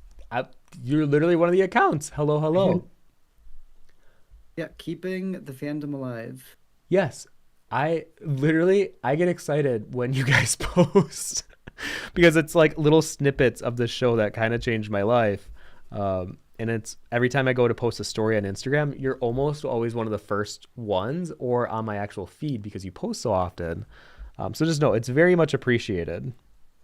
Oh my God, they even made a post 20 minutes ago or Ah, 30 minutes ago. Oh my God. Yeah, yeah. Keep keeping up the the good fandom work. Keep up the good work. alive. Daryl says it's funny that y'all are waiting for summer. Meanwhile, I live in the Caribbean, so I'm wishing I could travel now to get the last bit of cold winter weather to escape the heat. Ah, I know. I always thought that was interesting how people around the world might be on different. Like when I went to Australia, I didn't realize we went when it was winter, when it was summer here, but it was winter for them. I didn't realize that you could have like opposite. Um, what would that like regional or what would that be called, Josh? Um, Like temperaments? No, that's a human thing. um, Climate biome. shifts, I don't know. whatever it is. I didn't realize that you could literally be in like the opposite season as another part of the world until I did that, and I was like, oh. And then I was really taught, oh yeah, this is like everywhere. This could happen. Is it? It's the southern hemisphere though. Would be the different season, Yes, right? I believe yes. Unless if our Europeans in our Discord keep pulling my chain. and they could try to mess with me with that. Um, Jen says, I feel that people are often hostile to creatures that seek out humans as a source for food, and squirrels fall in that category, especially because they, funnily enough, steal bird food. Oh, we do get a little upset when they steal the bird food, but Yeah, but what are we gonna do about it? we got those feeders that when the squirrel steps on it, it'll spin, but it won't spin for birds, thankfully. I So it mean, kind of will like swing them off if they're trying to get at it.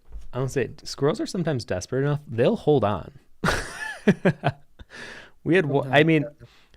it doesn't work for us anymore, so I think we just gave up on the fact that the squirrel will steal some of the bird food. We're like, I why? mean, the It's fine. right next to the window, so the cats will usually scare them away. Um,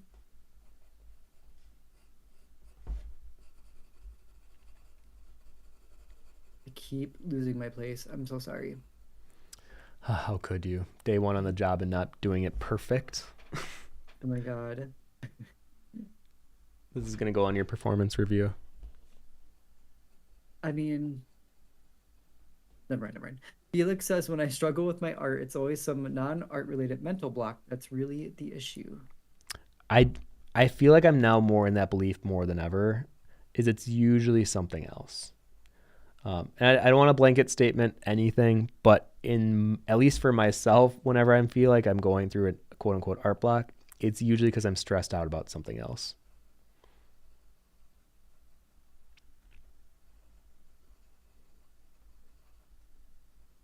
Uh, Felix says that GeoGuessr country quiz was crazy.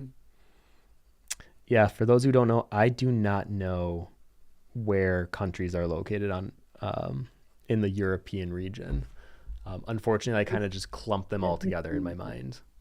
I know where obvious ones are, like Italy, Yeah. but yeah, a lot of the ones on that test, I failed miserably.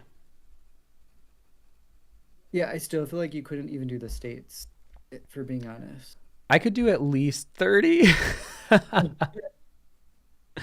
Well, I think it's like how people remember things. I mean, we kind of learned that Josh sometimes puts on these ologies podcast, and there was one about the brain and memory specifically. And I liked when they were talking about how people remember. And for me, it's like visual. Um, and it's not like a map visual, but the way that I remember things, like I couldn't even tell you the two streets that are outside of our house. Like I know what street we live on, obviously, but the two streets on either side, literally, you could pay me $5,000 as like a cash prize if I got it right, and I genuinely would get it wrong. So the idea of making like filling out a European map of where countries are, I'm like, I don't even know the streets around my house. You think I'm gonna know where Bulgaria is? No, that is not happening. So yeah, very embarrassing. I'm sure for those of you who are like this dumb American, but I have to admit, it's just not something I need to know. Um, so I don't go out of my way to learn it. I probably should at some point. I know, especially if I want to travel over there a bit more. So yeah, so you can poke fun at me for at least the next year until I try to get better at it, because then we want to visit Germany, possibly Scotland, and possibly Italy. So I feel like I should have a better understanding of the different countries and where they're located. Oh, Tigil's here. Tim, you gotta. I think I can't do it in other mods. Mod someone. Tigil's here, but for some reason he's not a mod on here. What? Yeah, he is. Wait, really? Yeah, it doesn't show his badge. Oh, let me change that really quick. Tisha, what happened? Oh, there we go. Actually, I can change it. Tisha, you are now officially a mod. I have no idea how that didn't happen before now, because I feel like you've definitely had the wrench next to your name before, but we'll have to figure it out a different day.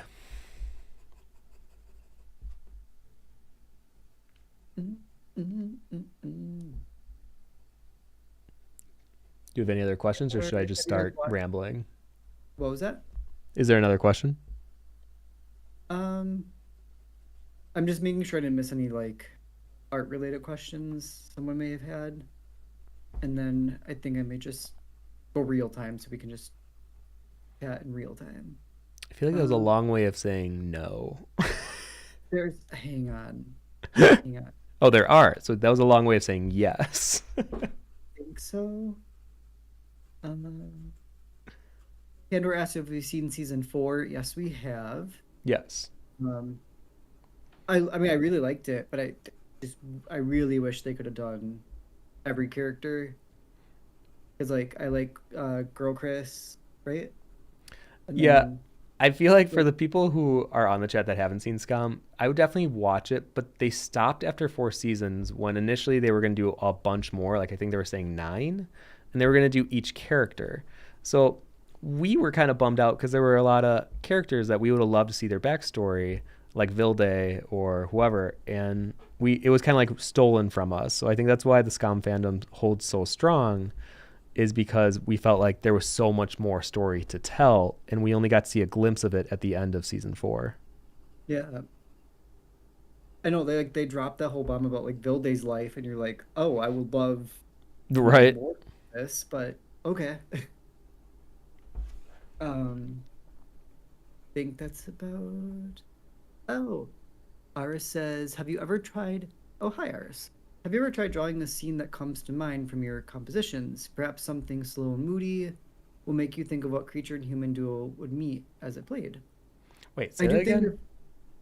that. Oh, this one was sorry. This was an Atchua. Um, have you ever tried drawing a scene that comes to mind from your compositions? Perhaps something slow and moody will make you think of what creature and human duo would meet as it played. So that's for you. Yeah, yeah. I feel like I do like what's that called? Not character. If you want to draw more of a scene, would you say that's like a drawing of a scene? What are you asking, Schwa? What are you Landscape, asking? yes, maybe. Yeah. Ours also says, try this on for size. Since immigrating, I've had to deal with the entire sky of constellations being different, and the moon is upside down for me now, from what it was in Africa. Oh, weird. Weird. I Yeah, I didn't know think about that when I it was in until like Australia, different. I've never Weird. really seen the Milky Way, and seeing that for the first time, like in full presentation, that was shocking because I'm like, oh, this is the same sky, but I've never seen it like this. Is it back? It's backwards from what we're used to then, right? I don't, like I said, I don't even know what the street names around our house. You think I know the constellations placement in We'll, the we'll sky? go to that podcast. We'll I figure it couldn't even out. tell you fully where Germany was. Remember, like, you think I know where the constellations are? Also, Tim thought you could only see the Milky Way in Australia, Yeah. Well, but because that's the only place I've ever seen it, you you, know? Tim, definitely seen it. Like northern Wisconsin, you could see it. I've never been in northern Wisconsin except for like camping trips. And even then, I didn't see it. Just I'm, didn't go far enough north. I'm telling you, it was shocking to see the Milky Way in Australia.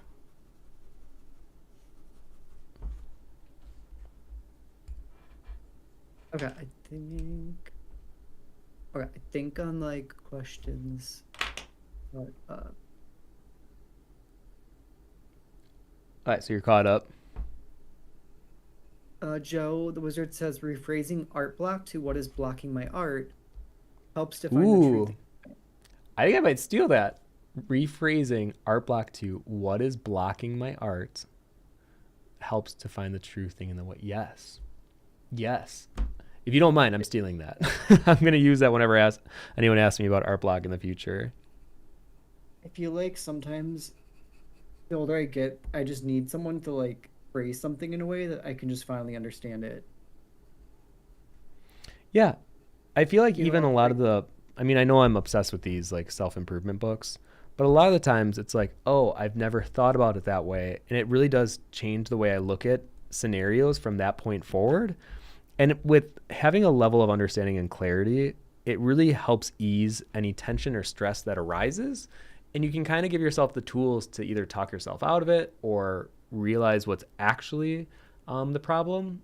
And I'm like flabbergasted that these aren't taught more in high school, or even in college. No, I think high school would actually be a better place, where we can start to like understand the world around us, because it can be a lot all at once.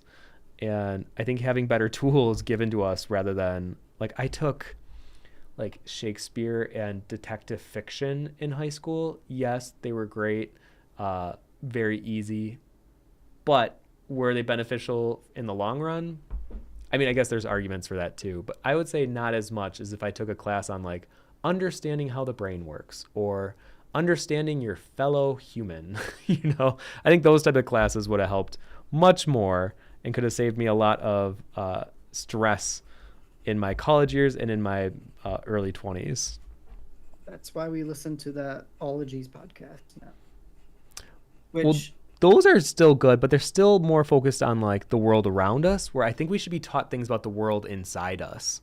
I feel like there's not enough classes on those specifically. I mean, yeah. I'm telling you though, there's just words really are like spells. Sometimes we just need the right combination of them to make something happen. Mm-hmm. Agreed. Um, Andor says the one scene where Sana is crying so much, there's literally a producer telling them this is the last season. After this, it's all over, and her getting really sad about it, and she's really crying. Oh, It but is yeah, sad. I feel bad for the actors that didn't get their own season Yeah, same. too. Like, let's see, Oscar, hello, hello. Hi, Oscar. Hello, hello. How's it going? How's it going? Um,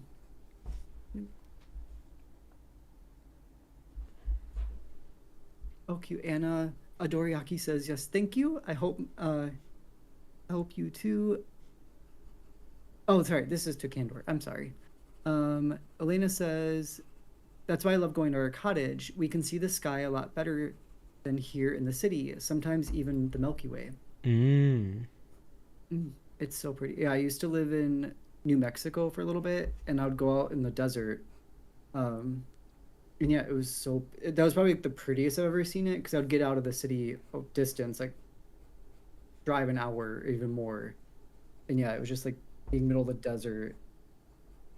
But then there's also bugs and big spiders, so Yeah. I couldn't really relax and enjoy it because I knew they were around me. But yeah,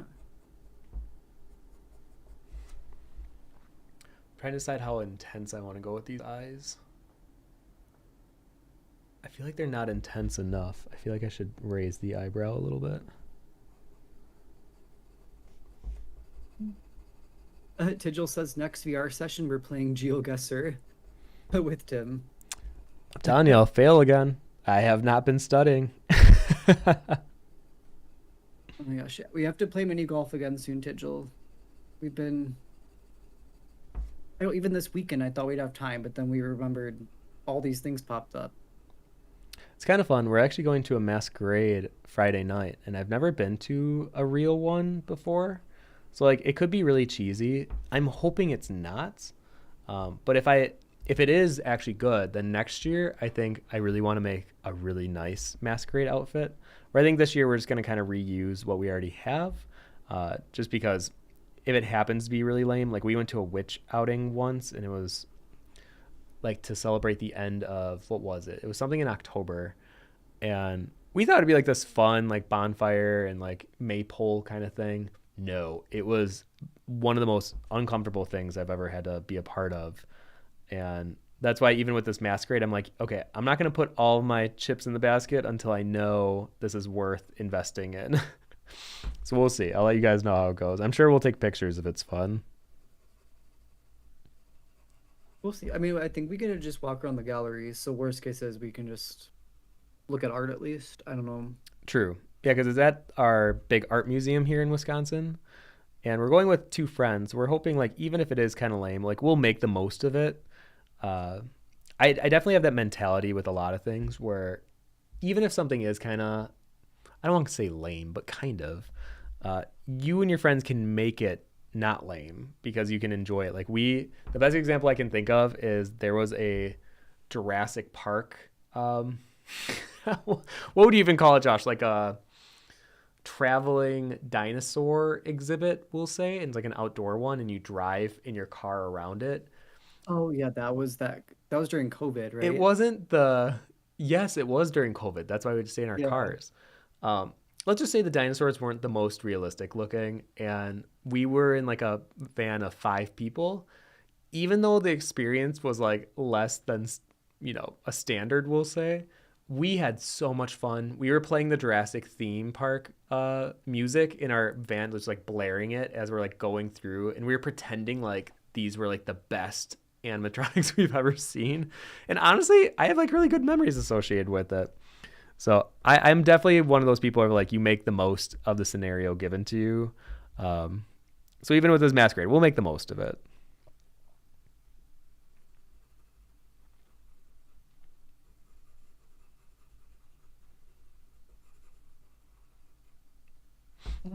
Joshua?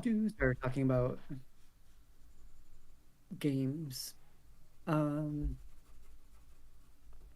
oh, Imogen says, as someone who's in anatomy and physiology classes right now, I agree. I think that's when you're talking about the practical school classes. Oh, yes. Yeah. Uh, Digil says, has there been an instant where someone's interpretation of one of your pieces has completely altered how you yourself viewed it? Oh, Could be yeah. both positive or negative change. I have this one drawing. It's called Battered Buns. Actually, Josh, if you could, I don't even know. If you could link it, I think it's, actually, if you just Google it, you'll find a link to it. Battered Buns vonnart. There was someone that came up to my booth, and this was like back in the day, and they thought the piece was on children who have been neglected or abused, how they band together in tough times and how they can see themselves in each other. Now, mind you, the whole piece was on contrast. So where it was white on one side, it would be black on the other. And I would even go into like one was holding a bat, aka violence, one was holding a white flag, aka peace. So it was like just contrast all through and through. But I had them holding hands in the center, and it was this idea that like contrast works best when together. They took it at these 2 kids, because they had band-aids on them as well, that they were abused and that they felt comfort in one another. And sometimes there will be kids who will fight for each other, and there will be other kids that surrender. And it was the way they were explaining this piece to me was so vivid and different than my intention, but also stated in the Creative Act book that both interpretations are correct. And I like that idea that as soon as you release a piece into the world, it really isn't yours anymore. People can interpret it as they may, and even if it's totally different than your intention, that is their experience with that piece, and you have to accept that what you created might not be received in the same way. Actually, there's even a better thing in the chapter I just finished, talking about how nothing will ever be interpreted the exact way that you intended, because no one will have that same passion or that same understanding of the drawing that went into, or what went into it, blah, blah, blah. And I like the idea of like, you're not trying to control it. You're not trying to control the way that your art's being seen. Just create, let it be interpreted as it will, and move on to the next. There's no need to be like, no, this is what this means, and you have to see it this way. And it makes a lot of sense because my favorite movies are very vague and interpretable, like Synecdoche, New York, or even Miyazaki's new one, The Boy and the Heron. I like the open-endedness of how you can interpret what you're seeing. And I actually really like when directors allow that in their storytelling, or even like Mother Exclamation Point, I think was a great example of all of our friends had a different interpretation of it, and just like discussing the way that we experienced this film was so fascinating to me because they were so different from one another. Everyone had like a different experience watching that film. Oh God, that and the ending, yeah. Yeah, no spoilers though. I think that one's actually one of those where the less you know going in, the better.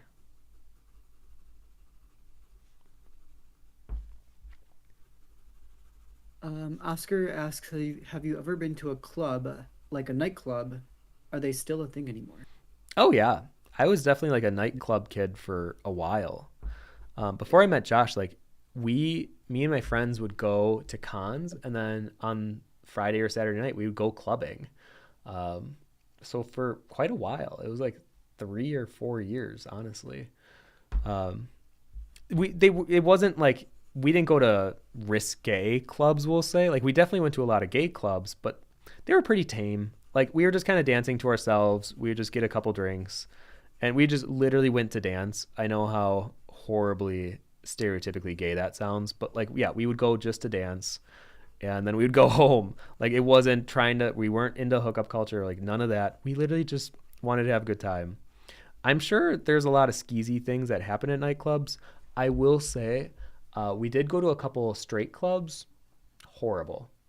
The difference between a gay club and a straight club, the way I describe it is at a straight club, there's a ring of what are, I guess, considered sharks in my mind, but they're just guys. And they're just watching all the girls in the inner circle kind of dance with one another. And then every now and then, a brave soul from the outer ring will try to make his way and make a move on one of the girls on the inside. And they would either be accepted and then they would kind of dance for each a little bit and then like leave entirely, or he would get rejected and then he would go back to the circle with the girls. But I don't want them thinking I'm trying to hit on them or something. It was just awkward. So long story short, I will probably never go into another straight club, but gay clubs are fun. Yeah, I mean, I went to clubs a lot. Definitely in my 20s, I was a little wild with that. Yeah, But not then so I much also feel like, anymore. yeah, no, we're getting older. I don't know. It gets fun. We'll still go to them I'll once in a still go. while. Yeah. Yeah, I really liked like dive bars though. Oh, you Yeah, and I I are really on like total opposite spectrums on that. there's Trixie Mattel owns a bar in Milwaukee, and I used to go to that one a lot. It was like just a gay bar, so not really dancing. It's just everyone's like chatting and drinking, and yeah. I get that bar culture is a thing. It does not resonate with me in like any capacity. I Oh, I would love. like we always talked in college about house parties versus going to the bars. I am like 100% on team house party. I was never on going to the bars. Yeah, no, I got to meet Trixie at the bar too. And I always like bars because I'm not, I feel like I'm kind of introvert, but when I go out and you give me like a couple Long Islands, I will like, I could talk with anyone. So yeah, it's fun. You feel social and it's fun and everyone's just, I don't know. I love that for you. Um, uh, Digital says, I want to go to Trixie's bar. I like a bar more than a club too. I can't dance. I'd rather sit and chat. What? Yeah, that's how I am. I mean, if you give me a couple drinks too, I'll dance. But I don't know, something about just chilling out, everyone's just chatting. Honestly, I don't drink anymore. I can be dead sober and I will dance on the bar. Like, let's go. Let's have fun at the club. When we're I, just at a oh, bar, no, though, you just sit and you pay for overpriced drinks. I'm like, we could just be doing this at someone's house. oh God, no. Okay, so the bar that Trixie owns is called This Is It, but everyone calls it Tits. Um, wait, where was my point going with that? I would say, spoiler, it's not great. It's really small. It's hard to Yes. maneuver through, Oh, Tim, you went though when you saw the update. It used to be a lot smaller than that which is even. even crazier. I'm at the amount of time little twinks, I'd like walk outside and they'd be like crying.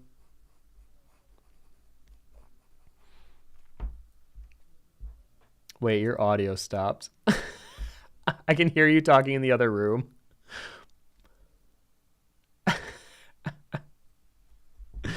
Yeah, Josh, fix your audio.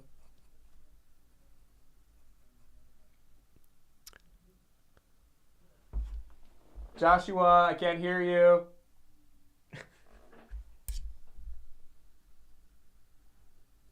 Oh no, does that mean my stream went out? Wait, can you guys still hear me? Or is that just Josh? You have to let me know in the chat. Candor says, "Oh my God, when you guys come to Korea, we need to go to, or with hubby, I'm assuming, to my favorite LP bar, and then go to a karaoke after." Oh, absolutely. Actually, weirdly, it's so funny you bring up karaoke. I've been like prepping a new karaoke song. Oh, hello, Joshua. Hi. We can no longer hear you. You hung up on Discord. What? Yeah, it's showing you this. You're not there. Oh, what's happening? My Discord's off. Oh, weird. Wait, let me reopen. Oh, that's strange. Why did it do that? I don't know. Also, hello, everyone. This is Josh. This is the voice that you heard. I kind of miss being in here. Why won't Discord open? Did you like close it out? No, I've just been drawing. Wait, go like close it on your thing there. Maybe. Wait, now I can't even move it. Oh, weird. I mean, I could just. Do you want to pull up a chair for the rest of the stream? I mean, Yeah, Casper's that already here works. too. If Yeah. you guys have been wondering what this black blob is, this is my cat. I got a bar. Can I turn you to face the camera? Oh, yeah. There he is. I'll let him kind of sit for the rest of the stream there. He's being very good. But anyways, yeah, karaoke. I love karaoke. I've realized that it's not about how good you can sing by any means. It's just going up there and having a good time. So I'm trying to find new songs that I think will just be fun to sing with people. Like I love the idea of getting a group of friends to do the Zero to Hero from Hercules song. Just like really fun, high energy group sing songs. That would be my goal. Oh, there we go. All right, Josh, I am back in. Oh, I think I can hear him. Joshua, my Discord's back up. I'll just post it by you though. All right, then I'm going to hang this up.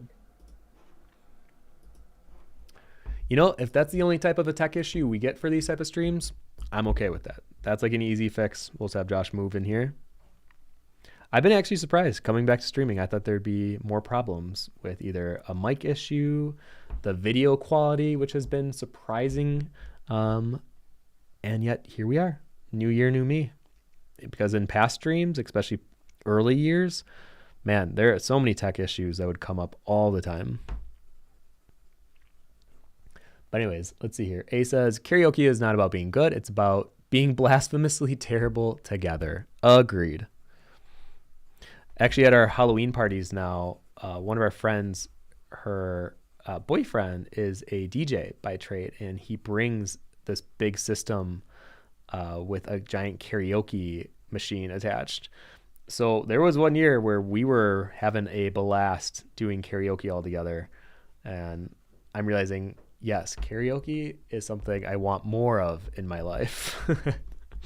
It really just is a fun way as adults to hang out with your friends. And like, I don't drink or do drugs anymore. So for me, I would rather just hang out and do like a fun activity. And karaoke seems like that perfect melding of like still having fun, still can be high energy, but you don't have to get like blasted or faded to enjoy it. Hi, Joshua. Welcome to the green room. Could you turn your computer just a little bit?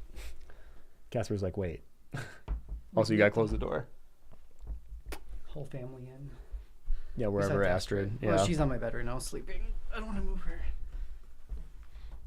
I at least want to get this eye pretty much finished for this stream. That way I feel like, you know, we got some work done. We got Isaac drawn out. We got 2 eyes. So I guess, yeah, let me move the comments over here for you. Thank you. There we go. And then I'm going to move my eye references over here. Karaoke. I know, I want to go karaoke again. I was telling them how for Halloween now, Key brings the karaoke machine with Andy. Yeah, no, it's great. Mm-hmm. Oh, sorry. You're good. There it goes. So then that's the last one I did. Tigil, okay, I'll go clubbing with you guys, but Tim will have to leave his signature gold Speedo and yellow Crocs at home. Yeah.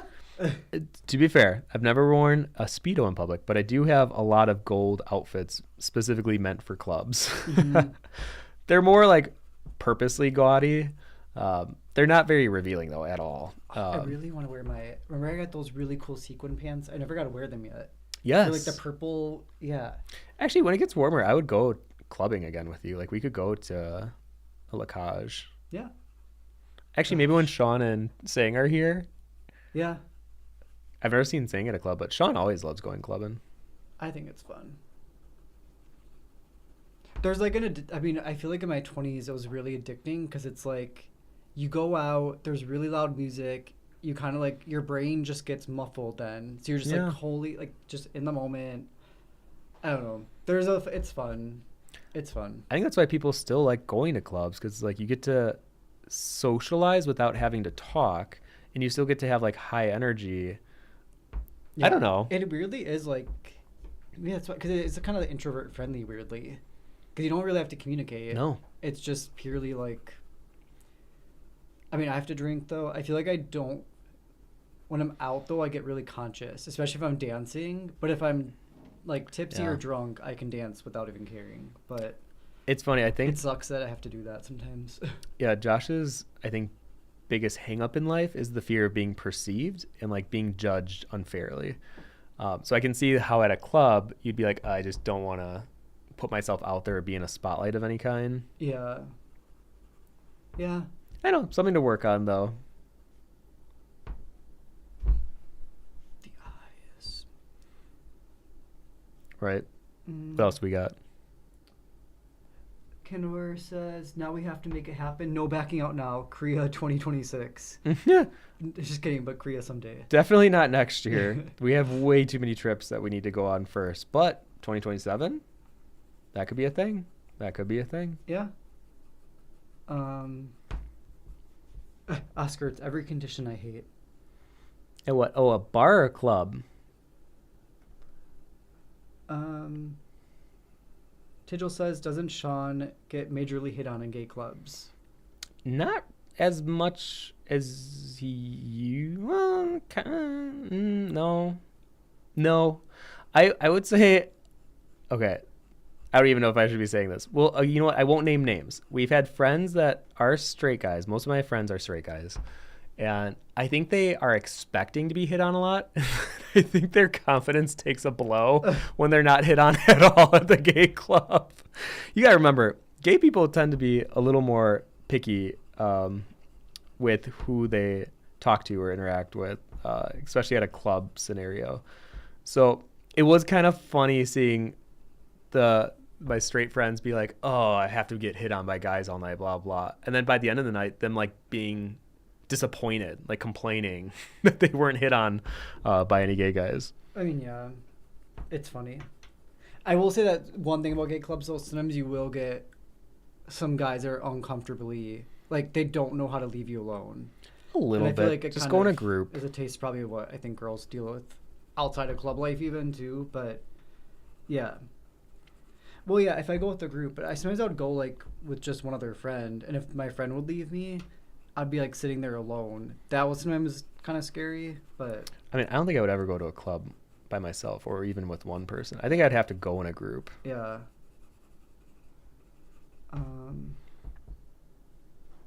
Oscar says loud music, dancing, drunk, hysterical people, no real connection, unauthentic socializing. Sometimes it bridges into like real. I'm trying to think if I've ever actually made like real friends at a club. It's usually like one night friends, but it's still fun. Like I will say it's enjoyable to an extent. Really quick, I don't want to miss this one. Joe Wizard asks, is there a living artist that has influenced you a lot in the last year?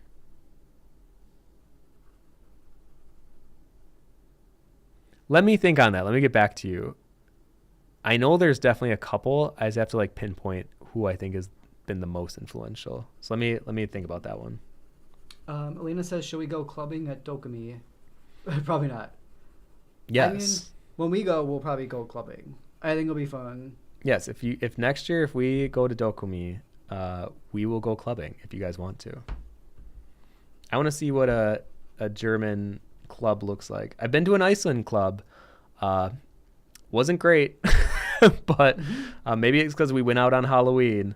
But Key and I, we went just the two of us, and we were the only ones really dancing. And I'm like, what is this?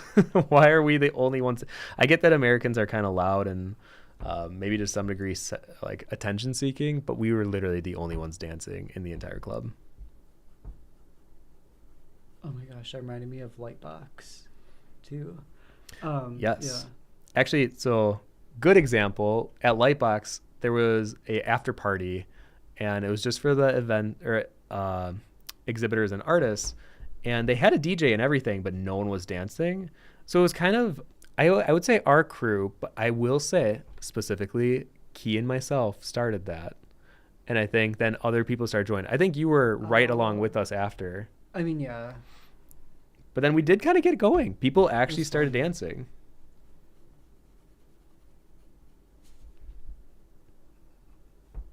Oh, Elena says, unfortunately, my question about clubbing was primarily for this year, but if somehow they're, but if somehow they're when we go, I would happily go clubbing with you. Yes, we hope maybe next year we'll get in. So we're not going this year because we didn't get into the RSL event. We could have probably gotten into the exhibitor hall, and Felix kind of gave us a hint on how we could have, but we decided there's a lot on our plate. I'm doing a workshop here in Milwaukee the week either before or after, where I'm like a guest mentor, and I'm like, you know what, this is a lot all at once, all at the beginning of June. Like, let's maybe put this one on a shelf, do it for next year because we do want to do it. Oh my god, yeah. And I think it would be fun to meet a lot of the Discord members because a lot of the ones in the Discord that we have the link to below, a lot of them are going this year and they're having like a meetup. So next year we're hoping to be a part of that. Tigil, but Sean is a total cutie patootie. You should tell him that because he's been feeling really weird about how he looks lately. I get that we're all getting older, and I don't want to like spill his tea on the internet, but he would say this to anyone. He just feels like, we're getting older, and he's recognizing that he's aging and he's not as cute as he used to be. But I just feel like that's a part of life. Um, and the best thing about getting older, maybe this is a hot take, is how people value you becomes less on how you look and more on either what you do or your character. Um, and I think those are far more powerful aspects of who you are rather than just what you look like. Sometimes I think what you look like can be more artificial and things that like you can't actually change about yourself. Um, and I think being judged unfairly for that is like not the best. But once you hit a certain age, you realize, oh, I'm being judged more for my character, not for just how I look. Hmm. Iris says, I want to go gay clubbing, but I attract creeps, and none of my straight friends will go with me. Yeah, it. There was one time I was getting in my car after being at the club, and a guy just gets in my car with me, and he was really drunk. I was like, dude, what are you doing in my car? And he starts like going off about how apparently he just got broken up with and he's really sad, and he's like spilling his like life story on me in my car without me telling him to come in with me. This is a random too, like we didn't even talk at all at the club. And that was probably one of the more uncomfortable club experiences because I'm like, how do I get this person out of my car? And thankfully eventually I just flat out was like, I need you to get out, and he left. But yeah, some people can be a little creepy when you're out. I will say, I think you should also tell your straight friends they're missing out. They would actually have a really Yeah. good time. There's very little pressure on them, and they can literally just dance. You'll be surprised how many I think straight guys just want to have a good time without the social pressure of like being manly enough or being the guy. Seeing my straight friends kind of let loose and just literally dance like a fool has been, I think, really, I don't know. It's been wonderful to see, and I think it's been good for them as well. Oscar says, in general, I think that it has to do with that I don't feel like it's a natural habitat for getting to know people for real. Yeah, not Oh yeah, really. I would say there's probably a crowd of people that go to like meet people and stuff, but a lot of my friends, even to my 20s, were from clubbing, and then like I think we start realizing, oh, all our connections built off of is loud music and drinking. So I think when you go with friends, though, it's a whole different experience. It's just fun, good times. Okay, I think I might go for another 5 to 10 minutes here. So if you have any last minute questions, this would be the time to ask them as I finish up the eyes here. Felix, it is tough to realize you are past your peak physically, and that peak wasn't even that high. But at the same time, I'm glad that I never identified that strongly with how I look, so I probably won't mind aging that much. I'm kind of in the same boat. My older siblings used to make fun of me for having a pig nose, and then I was just talking to Sean about this. I identified a lot with a bulldog when I was in grade school, because like yeah, they're not.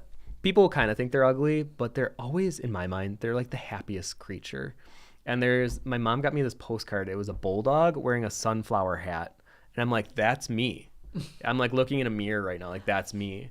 So the way that I looked physically was never that important to me. And I'll like try to like upkeep or like now we're going to the gym or at least, I mean, Josh is trying to go Once a week. at least once, but I Yeah. usually go 2, maybe 3 a week. It's more for like upkeep at this point, and also I want to, I want to keep this machine running for as long as I can because I think I really enjoy being alive, and I want to, have this go as long as I can. Yeah. Yeah. So it's less on like vanity and more about function at this point, I feel. And I think a lot of people hit that bridge when they hit their 30s to some degree of like, yeah, I need to start taking better care of myself, not because I'm like wanting to be better looking, but more of like, I want to not have backaches in the morning, things like that. You're going to be fine. You're going to age like fine wine. I feel like I have the twink syndrome where I'm like, what do twinks turn into when they get older? No one knows. We just disappear. I mean, I think I have a little bit of what Sean's going through where it's like, you feel like you're kind of losing what, I don't know. What people gave you what value people for. gave you attention and value for. Yeah. So I'm like, oh shoot, I have to come up with other things now. You probably are going through what Sean's going through to some degree. Yeah. I mean, maybe this is a good, I don't want to say a wake-up call, but more of like, maybe I just need to focus on who I am rather than how I look. Oh yeah. No, I mean, I've been going through that now too, but Yeah. yeah, you're going to be fine. Well, now I think I'm fine because I don't care. So I'm like, to me, yeah. And like now that we're going, well, man, this is definitely a tangent. But to anyone that wants to maybe eat healthier, there's this app called Yuka, Yuka. I'm not sponsored or anything, but I tell everyone about this app. They rate food out of 100 based on like, are there weird additives that are in it? Is there way too much sugar? Basically, any food that gets below, or anything that's a red, so it's like red, I think yellow, orange, green, anything that's red, I don't buy anymore. I will not put it in my mouth. I will not eat it. And we try to eat healthier. And they actually do toiletry products as well. So like just taking better care of what you're putting in your body. And like, I think alcohol is horrible. I get why people do it. And I had a really fun time in my 20s. I definitely got, a little tipsy here and there in my early 20s specifically. But now I'm kind of recognizing it's kind of just poison.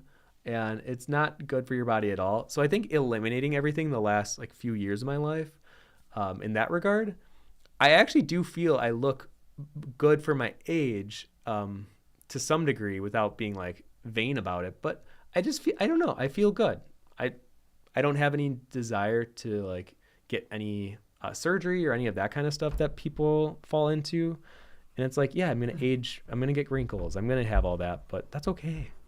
I forgot it randomly runs ads on people. Oh, YouTube does that now. I have it set to minimum. So if you guys are getting any ads, just know I have it set to the minimum amount that you can do as a streamer. Mm-hmm.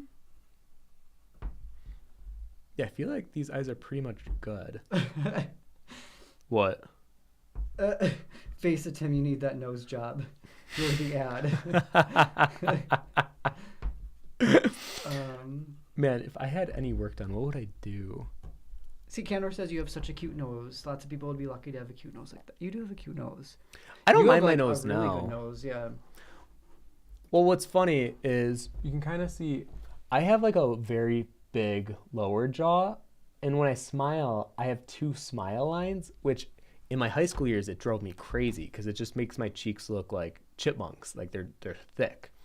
But then there was a picture, it was doing the old age app, and when I did the old age app on myself, I look very much like my dad. And it totally switched in my brain where now the double smile line and the thicker lower half of the face, what was once like a source of not insecurity per se, because I don't really care that much, but just like I notice it and it's not something I'm like super proud of. Now it became something I'm like, oh, it's my dad. I get to like represent him visually even after he dies. So it became kind of like a beautiful thing. I'm like, yeah, I'm rocking it, you know? Yeah. Yeah, you're... Although I'm also a very like, oh my gosh, Josh. What the freak was that? What? This is what happens when we let the mod my into the room. What is this doing on the floor in your room? Wow. Thank you. Scares my cat out of the room, causes a ruckus, causes loud noises for the wonderful people listening to the stream. I'm just a menace. On your first day on mod duties. Fired already. We're going to have talk afterwards. Casper can deal with it. He's a grown man. Wow. Victim blaming too. We're going to have a talk with that NPR. Ira says, at Schwa, I feel you on twink death. Most of the attention I do get from strangers is for being smaller and pretty. No idea what I'll do when I'm just a shorty in his 40s. Trust me, I'm hitting 30s now. I'm realizing. No, now I don't care. I mean, I made peace with it. But I definitely could just like young twink. You kind of just can get away with just being there sometimes. Now it's like, oh, I need to add to the conversation and I need to. Eris, I don't know if this phrase will help you. I heard it on Instagram. They said, I'm not short. I'm a petite prince. Petite prince. I was like, oh, that's clever. Goodbye, Daryl. Bye, Daryl. I know. I think we'll cut it off here. Yeah. Are there any less? Oh, you did it. Okay. Well, thank you guys. Let me do a refresh then. Felix Cuter next week. Tim is up here with the facelift, bulk fat removal, BBL. Absolutely not. All right. So yeah, I drew the little Isak. I'll probably do like wedged. Hi. Actually, we're gonna try to. Oh my god. So yeah. So here is kind of what we do.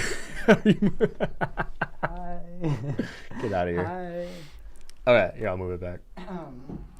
So yeah, I drew little Isak. I'll probably do some final touches and I'll post it on the Discord so you can see the final result of this one. And then, yeah, these are the eyes. I don't want to say specifically what it's for, but just know I'm hoping to get the Drawtober post done.